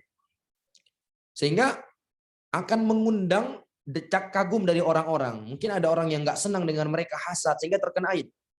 Alasan lainnya, kata para ulama, ya karena itu tadi mereka ini adalah orang-orang yang asing di negara tersebut, para pendatang. Ketika mereka masuk berbarengan akan mengundang perhatian dari orang lain. Sehingga dikhawatirkan orang-orang yang berniat jahat, ingin mencuri, ingin apalah menginginkan keburukan, menjadi terpancing dengan adanya mereka di situ. Sehingga mereka terhalangi dari kebaikan yang ingin mereka dapatkan. Sehingga Nabi Yakub memberikan petua, kalian masuk jangan di pintu yang sama, masuk dari pintu yang berbeda-beda. Tetapi kata beliau, wa ma ugni ankum minallahi min syai'. Tetapi dan aku tidak mampu untuk melindungi kalian, hanya Allah yang mampu. Inil hukmu illa lillah. Karena hukum itu hanyalah ketetapan itu hanyalah milik Allah. Alaihi tawakkaltu wa alaihi falyatawakkalul mutawakkilun. Hanya kepada Allah lah aku bertawakal dan hendaklah kalian bertawakal hanya kepada Allah. Perhatikan di sini jamaah yang dimuliakan Allah, dari petua Nabi Yakub alaihi salam ini memberikan pelajaran besar untuk kita semua bahwa seorang mukmin itu dianjurkan untuk bertawakal kepada Allah. Karena dengan tawakalnya dialah Allah akan memberikan kecukupan. Wa may yatawakkal 'ala Allah fahuwa hasbu. Siapa yang bertawakal kepada Allah, Allah akan berikan kecukupan. Dan konsep tawakal yang benar adalah seperti yang diajarkan oleh Nabi Yakub. Apa itu konsepnya? Yang pertama melakukan sebab dan menyandarkan diri kepada Allah. Ya enggak? Jadi beliau tidak hanya memerintahkan sandarkan diri kalian, serahkan semua kepada Allah, tapi beliau juga memerintahkan untuk melakukan apa? Sebab. Itulah konsep tawakal yang benar. Ini yang pertama. Jadi lakukan sebab jamaah. Sandarkan hati kepada Allah, lakukan sebab. Harus ada dua hal ini. Kalau tertiadakan salah satunya tidak dikatakan tawakal. Harus ada dua hal, penyandaran diri kepada Allah dan melakukan sebab. Ya, makanya ketika Nabi mengatakan lau annakum tatawakkaluna 'ala Allahi haqqa tawakkuli la razaqakum kama yarzuqut tayr taghdu khimasan wa taruhu bitana. Andai kalian itu bertawakal kepada Allah dengan sebenar-benar tawakal, Allah akan berikan kalian rezeki seperti Allah berikan rezeki kepada burung. Ya. Burung itu coba lihat jemaah. Ada nggak burung yang berdiam diri di sangkarnya? Burung itu dia keluar, mencari dia. Demikian. Kemudian yang kedua, konsep yang benar di tawakal adalah seperti yang disebutkan di dalam ayat ini. Di samping kita menggabungkan dua hal ini, harus kita jadikan titik beratnya itu adalah di poin berserah diri kepada Allah. Paham kan? Jadi jangan kita jadikan titik beratnya ini di usaha. Salah. Titik beratnya itu di mana? Di penyerahan diri kepada Allah. Karena sehebat apapun kiat-kiat yang kita lakukan, sekuat apapun usaha kita, kalau Allah tidak berkehendak nggak akan bisa. Demikian. Jadi usaha kita itu hanya sekedar sebab, tapi semuanya berada di tangan Allah Azza wa Jalla. Inilah dia dua konsep tawakal yang benar. Yang pertama menggabungkan antara melakukan sebab dan penyandaran diri kepada Allah. Kemudian yang kedua apa itu jamaah? Yang kedua, menitik beratkan di penyandaran dirinya kepada Allah Subhanahu wa taala. Kemudian singkat cerita sampailah mereka di Mesir, ya. Akhirnya disebutkan Nabi Yusuf alaihi salam walamma dakhalu ala Yusuf awa ilaihi akha qala inni ana akhuka fala tabta'is bima kanu ya'malun. Sampainya mereka di Mesir, Nabi Yusuf yang melihat ini Benyamin saudara kandung saya, Nabi Yusuf alaihi salam pun menempatkan Benyamin ini di tempat yang dekat dengan Nabi Yusuf. Di samping itu awa ilaihi akha dia mengatakan, qala ini ana akhuka fala tabta'is bima kanu ya'malun. Dia membisikkan kepada Benyamin, saya ini adalah saudaramu Yusuf. Ini saya Yusuf nih. Engkau tidak perlu bersedih terhadap apa yang mereka kerjakan. Dia beritahukan hanya kepada siapa? Benyamin. Kemudian Nabi Yusuf pun membuat rencana agar supaya Benyamin ini tinggal di Mesir. Mereka pulang, dia tinggal di Mesir. Caranya gimana? Jamaah yang dimuliakan Allah. Allah mengatakan falamma jahazahum bijahazib ja'ala siqayata fi rahli akhihi. Thumma adzana muadzinun ayyatuhal 'iru innakum lasariqun. Ketika telah dipersiapkan bahan makanan tadi, mereka bawa pulang. Rupanya dimasukkan sebuah piala emas yang biasa digunakan oleh sang raja untuk minum. Dimasukkan ke dalam karung Benyamin ini. Kemudian mereka pulang, sampainya mereka di pintu gerbang diumumkanlah, raja kehilangan. Sehingga semua orang yang datang pada waktu itu ditahan. Jangan keluar dulu, jangan pulang dulu, harus diperiksa. Akhirnya mereka mendatangi. Saudara Nabi Yusuf yang heran dan merasa kami tidak mencuri, karena memang mereka nggak ada niatan untuk mencuri, nggak ada sepakat untuk mencuri. Mereka mengatakan, madza tafqidun? Kalian kehilangan apa? Qalu nafqidu su'al malik. Kami kehilangan pialanya sang raja. Ya. Waliman ja'a bihi himlu ba'ir wa ana bihi za'im. Udah gini aja kata para pengawal.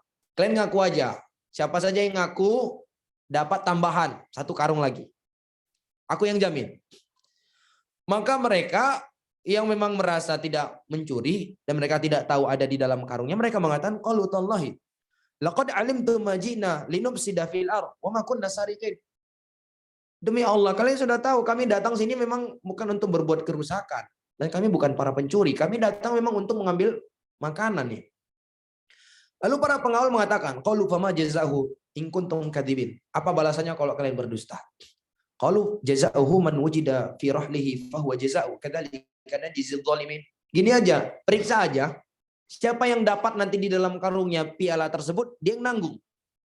Demikianlah kami membalas orang-orang yang berbuat zalim. Ya udah sepakat. Diperiksalah. Allah mengatakan fabada abi awiyatihim qabla wi'ai akhihi thumma istakhrajaha min wi'ai akhihi kadzalika kidna li Yusuf. Maka liya'khudha akhahu fi dinil malik illa ayyasha Allahu narfa'u darajatin man nasha wa fawqa kulli dhi ilmin alim. Qalu iyyasriq faqad saraqa akhun lahu min qabl fa asarraha Yusuf fi nafsihi wa lam yubdiha lahum. Qala antum syarrum makana wallahu a'lamu bima tasifun. Maka diperiksalah. Dengan dimulai dari karung mereka dulu. Tidak langsung ke karung Benyamin supaya tidak adanya kecurigaan. Ini adalah jebakan. Kemudian setelah diperiksa semua karung mereka dijadikan karung Benyamin terakhir. Setelah diperiksa karung Benyamin kedapatan. Kedapatan apa? Piala itu ada di dalam karung Benyamin. Ya, akhirnya yang perlu dipahami, hukum yang berlaku di Mesir dengan hukum yang ada di dalam syariat Nabi Yakub itu beda. Hukum yang berlaku di Mesir, siapa yang ketahuan mencuri maka dia akan didenda dengan denda yang sangat besar. Sementara hukum yang berlaku di dalam syariat Nabi Yakub, siapa yang ketahuan mencuri maka si pencuri menjadi budak untuk orang yang kecurian. Dan Nabi Yakub, Nabi Yusuf alaihi salam itu sedari awal tadi sudah menawarkan sama mereka, gimana kalau kedapatan? Diserahkan. Hukumannya sesuai dengan syariat Nabi Yakub alaihissalam dan itu yang diinginkan oleh Nabi Yusuf. Sehingga ketika ketahuan jamaah yang dimuliakan Allah, akhirnya Nabi Yakub, akhirnya Benyamin pun ditahan. Makanya Allah mengatakan maka liya'khudha akhahu fi dinil malik. Dan Nabi Yusuf itu tidaklah akan menghukum saudaranya menurut undang-undang yang berlaku di kerajaan Mesir. Undang-undang sang raja, kecuali Allah apabila Allah mengkehendakinya. Dan kami mengangkat derajat siapa yang kami kehendaki dan di atas setiap orang yang berilmu itu ada orang yang lebih berilmu. Akhirnya singkat cerita Nabi Benyamin pun ditahan. Ketika ketahuan Benyamin, mereka tadi rombongan 11 orang nih. Ketika Benyamin ketahuan mencuri, apa jawaban mereka untuk melepaskan diri? Mereka mengatakan, "Ini yasriq faqad saraqa akhun lahu min qabl." Ini anak nih mencuri kan? Iya, abang dia juga dulu ketahuan mencuri. Ini akhlak buruk dari mereka ini, pengkhianat ya. Subhanallah. Nyurinya sama-sama. Kan ada kan orangnya itu kan. Berbuatnya sama-sama, pas ketahuan dilimpahkan semua ke satu orang. Dia yang ini, dia ngajak kami. Subhanallah. Begitu juga di sini. Ketika Benyamin ketahuan, mereka mengatakan Yasrib faqad saraqa akhun lah min qabl. Ini anak ini mencuri. Dulu abang dia juga pernah mencuri. Memang pencuri. Coba bayangkan kita yang di posisi Nabi Yusuf tuh. Yang difitnah mereka siapa? Nabi Yusuf. Nabi Yusuf di mana? Di depan mereka. Lihat kesabaran yang sangat luar biasa ya dari Nabi Yusuf. Ini mudah-mudahanlah jadi pelajaran untuk kita jamaah. Memaafkan, menahan diri, tidak marah, tidak membalas. Padahal Nabi Yusuf sangat mampu tuh. Justru Nabi Yusuf Allah katakan fa'asarroha Yusuf fi nafsih walam yubdiha lahu. Nabi Yusuf berusaha untuk menyembunyikan kekesalan beliau, kejengkelan beliau, ditahan, walam yubdiha lahu, enggak dinampakin sama mereka. Coba bayangkan kita di posisi mereka.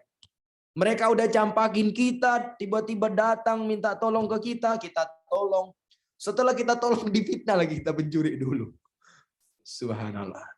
Ini Nabi Yusuf kata para ulama telah mengumpulkan dua jenis kesabaran. Kesabaran ittirori, kesabaran ikhtiari. Kesabaran ittirori itu apa? Kesabaran yang memang kita nggak ada pilihan lain kecuali sabar. Tertimpa musibah, kan nggak ada pilihan lain nih kecuali ya udah sabar. Ya nggak? Ini namanya sabar ittirori. Dan ini mungkin mudah bagi kita. Tapi sabar jenis yang kedua ini, sabar yang namanya sabar ikhtiari. Sabar ikhtiari itu atas pilihan sendiri. Sabar di kondisi kita mampu untuk membalas. Berat nggak ini jamaah? Berat. Berat sekali. Makanya di dalam sebuah hadis Nabi alaihi salatu wasallam itu pernah bersabda bahwa siapa saja yang Nabi katakan man qadhama ghaidhan wa huwa qadirun ala ayyin fidah. Siapa yang mampu menahan amarahnya, berusaha menahan dirinya, padahal dia mampu untuk meluangkannya, mampu untuk meluapkannya, mampu untuk membalasnya. Apa kata Nabi? Da'ahu Allahu ala ru'usil khalaiqi yaumal qiyamah hatta yukhayyirahu fi ayyil huri masya. Orang yang seperti ini akan dipanggil nanti oleh Allah pada hari kiamat di hadapan seluruh makhluk. Kemudian Allah pun memberikan kebebasan memilih kepada orang tersebut bidadari yang dia sukai. Subhanallah. Balasannya apa? Bidadari. Karena memang ini berat. Kita memilih untuk bersabar di saat kita mampu untuk membalas. Beda halnya kita disakiti oleh orang yang memang kita nggak mampu balas. Mau nggak mau ya sabar. Tapi kita disakiti oleh orang yang kita mampu untuk membalas. Berat nggak ini jamaah? Berat. Kita dimarahi sama istri, disalah-salahin sama istri. Kita mampu untuk balas ini jamaah. Tapi pilih untuk bersabar. Apa palanya? Apa balasannya? Hah? Masya Allah, bidadari. Makanya kalau ibu-ibu, kalau nanti istri-istrinya di rumah marah-marah, cerewet, ya merepet-repet misalnya kan. Sabar aja, jangan lawan, sabar. Padahal kita mampu nih untuk membalas nih. Pas istrinya nanya, abang kenapa nggak balas? Sebutkan hadis ini akan dapat bidadari. Makin marah istrinya, makin adik marah, makin banyak bidadarinya. Subhanallah, luar biasa jemaah. Sabar. Ya, kadarlah waktu kita habis, saya singkat ceritanya.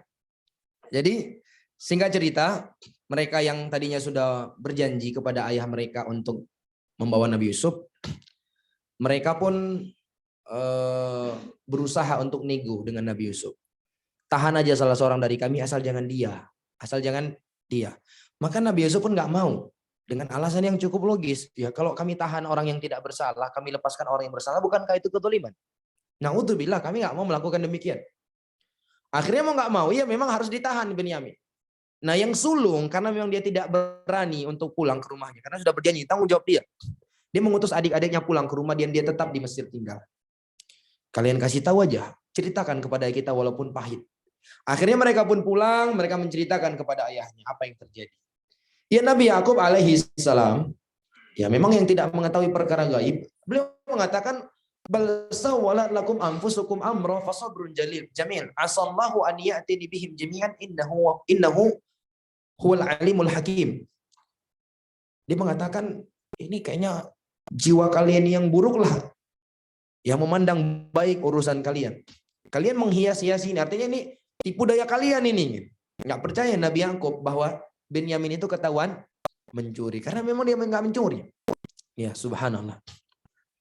Akhirnya Nabi Yakub mengatakan, asallahu an ya'tiyani bihim jami'a innahu huwal alimul hakim. Semoga Allah azza wa jalla mendatangkan mereka semua nanti kepada aku. Sesungguhnya Allah adalah zat yang maha bijaksana lagi maha mengetahui. Subhanallah jamaah. Lihat bagaimana kekuatan iman yang dimiliki oleh Nabi Yakub. Semakin besar ujian dan cobaan yang beliau alami, justru itu membuat beliau semakin menyandarkan urusannya hanya kepada Allah. Tadinya hilang satu anak, nambah hilang anak yang kedua ini jemaah. Apa yang dilakukan Nabi Yakub? Semakin menyerahkan urusannya hanya kepada Allah. Harusnya kita demikian ya, Mak. Ujian demi ujian yang kita dapati itu tidak jadi alasan membuat kita itu bersuudzon kepada Allah Azza wa Jalla. Harusnya ujian demi ujian yang kita alami membuat kita semakin berusaha mendekatkan diri kepada Allah. Demikian. Bukan kita bersuudzon kepada Allah. Akhirnya Allah katakan wa tawalla anhu wa qala ya asafa ala yusuf wa biyaddat ainahu minal husni fa huwa kadhib. Dia pun berpaling dari anak-anaknya, ditinggalin anak-anaknya. Lalu dia mengatakan duhai duka citaku terhadap Yusuf, dan wa biyaddat ainah. Biyaddat itu artinya memutih matanya. Memutih matanya ini, yang hitamnya ini sudah mengecil sehingga yang tampak hanya lingkaran yang putihnya aja, yang putihnya kelihatan. Nabi Yakub disebutkan memang itu sudah hampir tidak bisa melihat, subhanallah. Karena kesedihan. Dan memang menurut penelitian, kesedihan yang berlarut-larut akan menurunkan imun. Dan bisa menyebabkan apa? Kebutaan.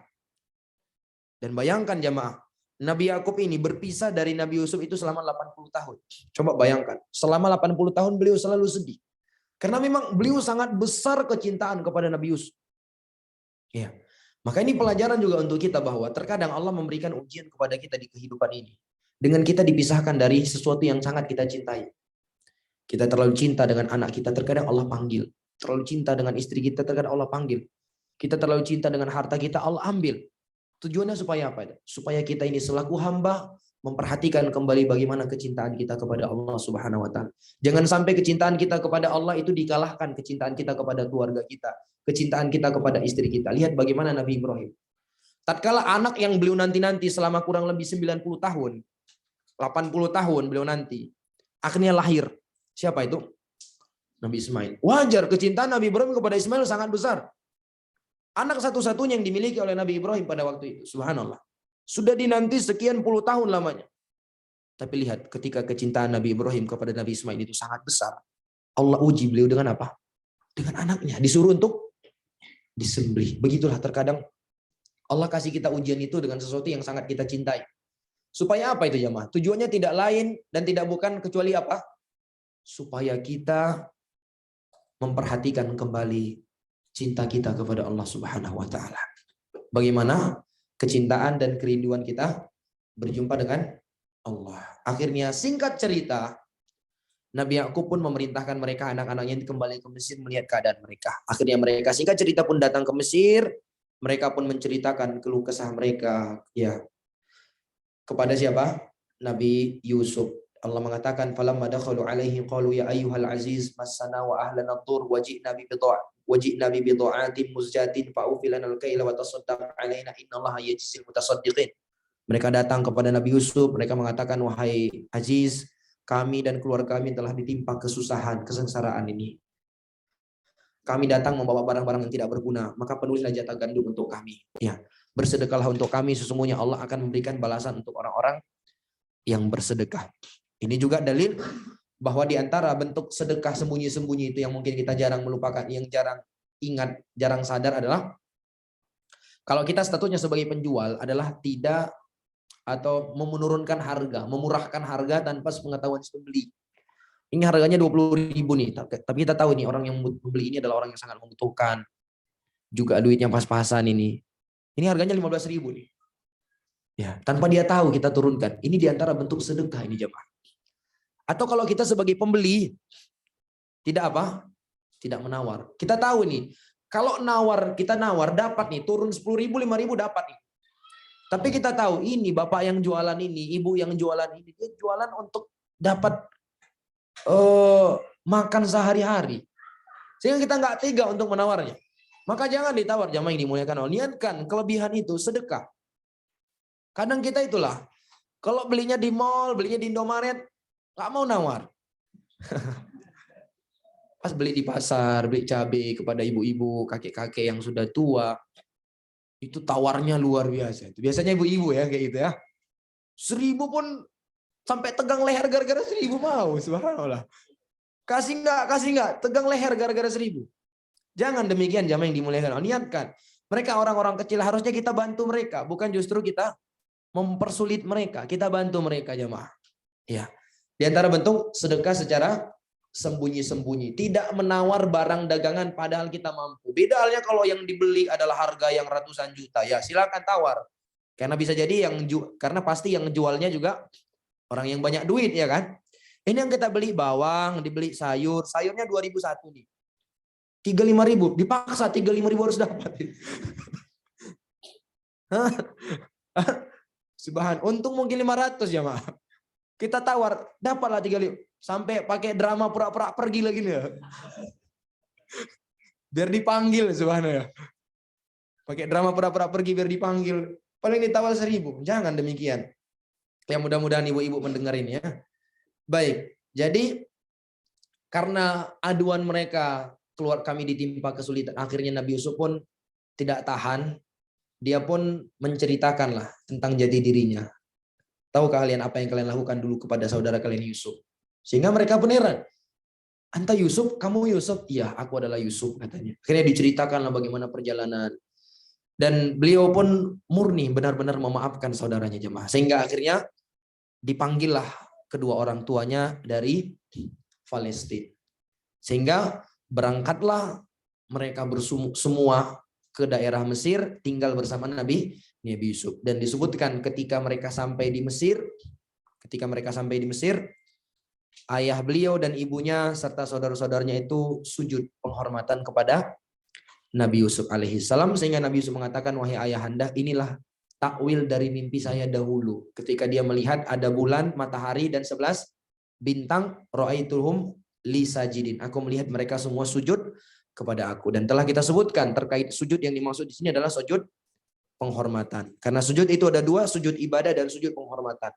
Sujud ibadah adalah sujud yang dibarengi dengan kecintaan serta perendahan diri kepada zat yang kita sujud kepadanya. Dan ini tidak boleh diberikan kepada selain Allah karena hukumnya syirik ketika memberikan ini kepada selain Allah. Sujud jenis yang kedua adalah sujud tahiyah, sujud penghormatan. Sujud penghormatan ini adalah sujud memang sekedar untuk menghormati. Dan ini di syariat beberapa nabi sebelum nabi kita itu diperbolehkan. Seperti dalam syariat Nabi Yakub. Boleh seseorang itu sujud untuk menghormati. Hatta dia seorang ayah.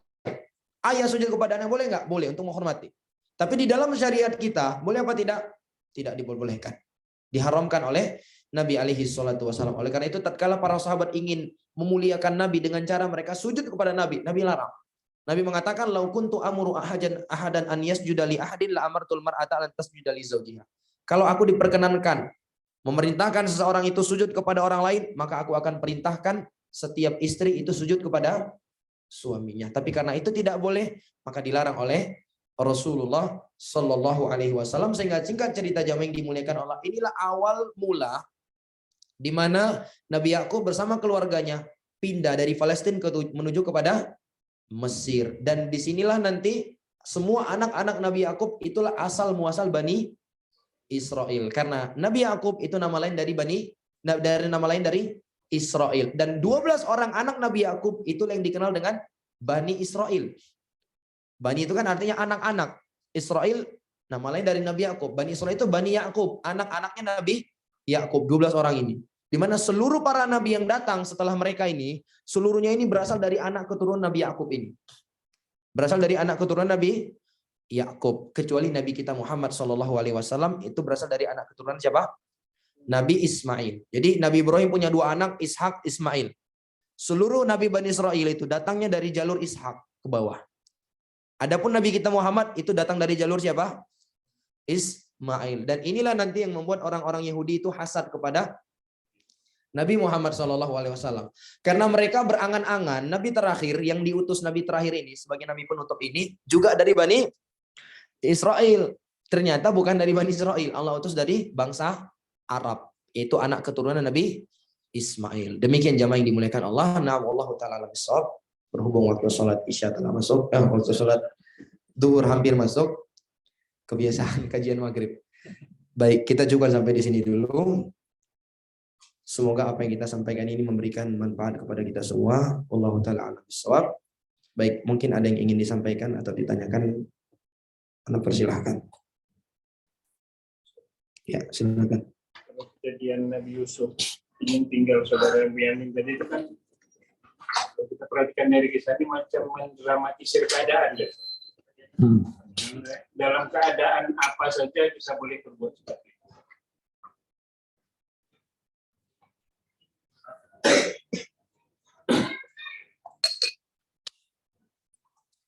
Wallahu a'lam bishawab. Ya, selama itu tidak ada kebohongan. Kan kalau kita melihat perjalanannya kan tidak ada kebohongan ya. Ketika wallahu a'lam bishawab, saya nggak tahu untuk bisa memberikan batasan-batasannya. Karena yang pertama ini kan menyangkut syariat Nabi Yusuf nih. Ya kan? Sementara kan sudah ada pembahasan di tengah para ulama. Jadi paham dulu ya maksudnya ya. Jadi kan dari kisah Nabi Yusuf yang berusaha untuk menahan Binyamin itu kan, di mana Nabi Yusuf kan menjebak siapa? Binyamin dengan cara Nabi Yusuf sendiri yang memasukkan sebenarnya. Lalu dituduhlah Binyamin untuk sebagai pencuri kan? Kan itu kan ada unsur kebohongan di situ. Nah, pertanyaannya sampai mana batasan kita boleh melakukan demikian? Maka jawaban saya yang pertama itu menyangkut syariat Nabi Yusuf. Ini kan kejadian di masa Nabi Yusuf nih. Berarti kan masuk ke dalam pembahasan syara'u mangqoblana. Syariat orang-orang terdahulu. Syariat orang-orang terdahulu itu disebutkan oleh para ulama terbagi 3. Yang pertama adalah yang didukung oleh syariat kita, sesuai dengan syariat kita. Maka ini menjadi bagian kita ikuti karena sesuai dengan syariat kita. Seperti tauhid, bahaya syirik. Kemudian yang kedua, ada syariat para nabi terdahulu itu yang bertentangan dengan syariat kita. Maka ini tidak boleh kita ikuti karena kita ngikut syariat Nabi Muhammad. Seperti apa misalnya? Sujud tadi. Syariat nabi terdahulu boleh sujud, penghormatan. Dalam syariat Nabi Muhammad tidak boleh. Apalagi contohnya syariat nabi terdahulu terkhusus di masa Nabi Musa, Bani Israel, orang kalau bertobat harus bunuh diri. Berat ya. Nggak ada yang tobat kalau masa kita diberlakukan seperti ini, nggak ada yang mau tobat. Tobat sekarang aja tobat nggak bayar aja, gratis. Cukup menyesali dalam hati, minta maaf, meninggalkan perbuatannya. Masih banyak yang nggak mau tobat. Gimana lagi kalau bunuh diri? Dijamin nggak ada yang mau tobat. Maka yang seperti ini tidak boleh kita ikuti. Bagian yang ketiga, syariat para nabi terdahulu itu adalah yang tidak bertentangan dengan syariat kita dan tidak pula didukung di dalam syariat kita. Maka di dalam hal ini terjadi silang pendapat para ulama. Allahu a'lam bishawab. Yang benarnya adalah menjadi syariat kita. Artinya kita diperbolehkan mengikutinya. Iya. Di antara dalilnya adalah Allah mengatakan ulaikal ladzi hadallah fabihudahu muqtadi. Mereka itu adalah orang-orang yang Allah berikan petunjuk, maka ikutilah petunjuk mereka. Makanya seperti Imam Al-Bukhari beberapa kali beliau di dalam kitab sahih beliau itu membawakan beberapa kisah para nabi terdahulu sebagai dasar hukum. Tapi dengan catatan tidak bertentangan. Nah, adapun kalau sudah bertentangan, maka wallahu taala alam bisawab itu tidak dibenarkan untuk kita ikuti. Ini jawaban yang pertama. Ya. Jawaban yang kedua, bisa jadi ada maslahat yang diinginkan oleh Nabi Yusuf di situ. Karena kan kisah Nabi Yusuf ini kan tidak secara detail diceritakan kepada kita. Hanya beberapa kejadian-kejadian yang memang butuh untuk kita ketahui. Kan tidak detail diceritakan kepada kita. Bisa jadi ada pertimbangan Nabi Yusuf melakukan drama seperti itu. Kenapa Nabi Yusuf nggak langsung tahan, saya ini saudaramu, kamu tinggal sini aja, mereka pulang, kan gitu kan? Tapi kan kita nggak tahu, bisa jadi ada hal yang menjadi pertimbangan Nabi Yusuf sehingga beliau melakukan demikian. Allahu taala alam bisawab. Sehingga jangan sampai nanti ada yang menjadikan kisah ini sebagai dalil untuk buat drama ya. Nah, seperti itu. Jangan ya mah. Pura-pura sakit, abang sakit nih. Kata dokter harus nikah lagi baru bisa sembuh. Kalau nggak nikah lagi mungkin nyawa abang sebulan lagi nih akan berakhir. Lalu istri bilang ya udah nggak apa-apa, abang mati aja. Itu jangan sampai seperti itu. Wallahu a'lam bishawab. Baik, ada yang lain? Kebohongan tadi. Gimana?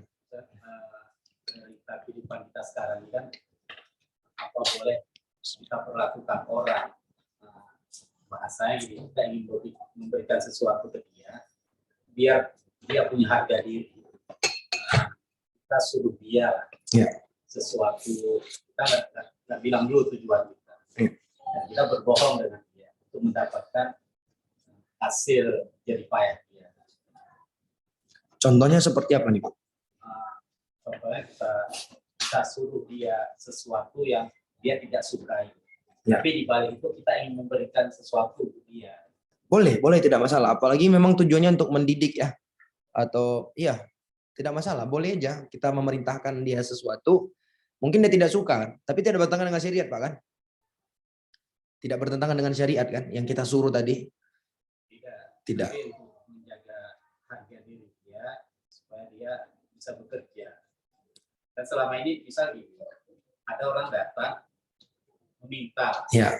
kita bilang nggak ada uang, Ya. dia minta sesuatu, nggak ada uang, dan kita perintahkan dia. Iya, sebenarnya kita ada uang gitu kan.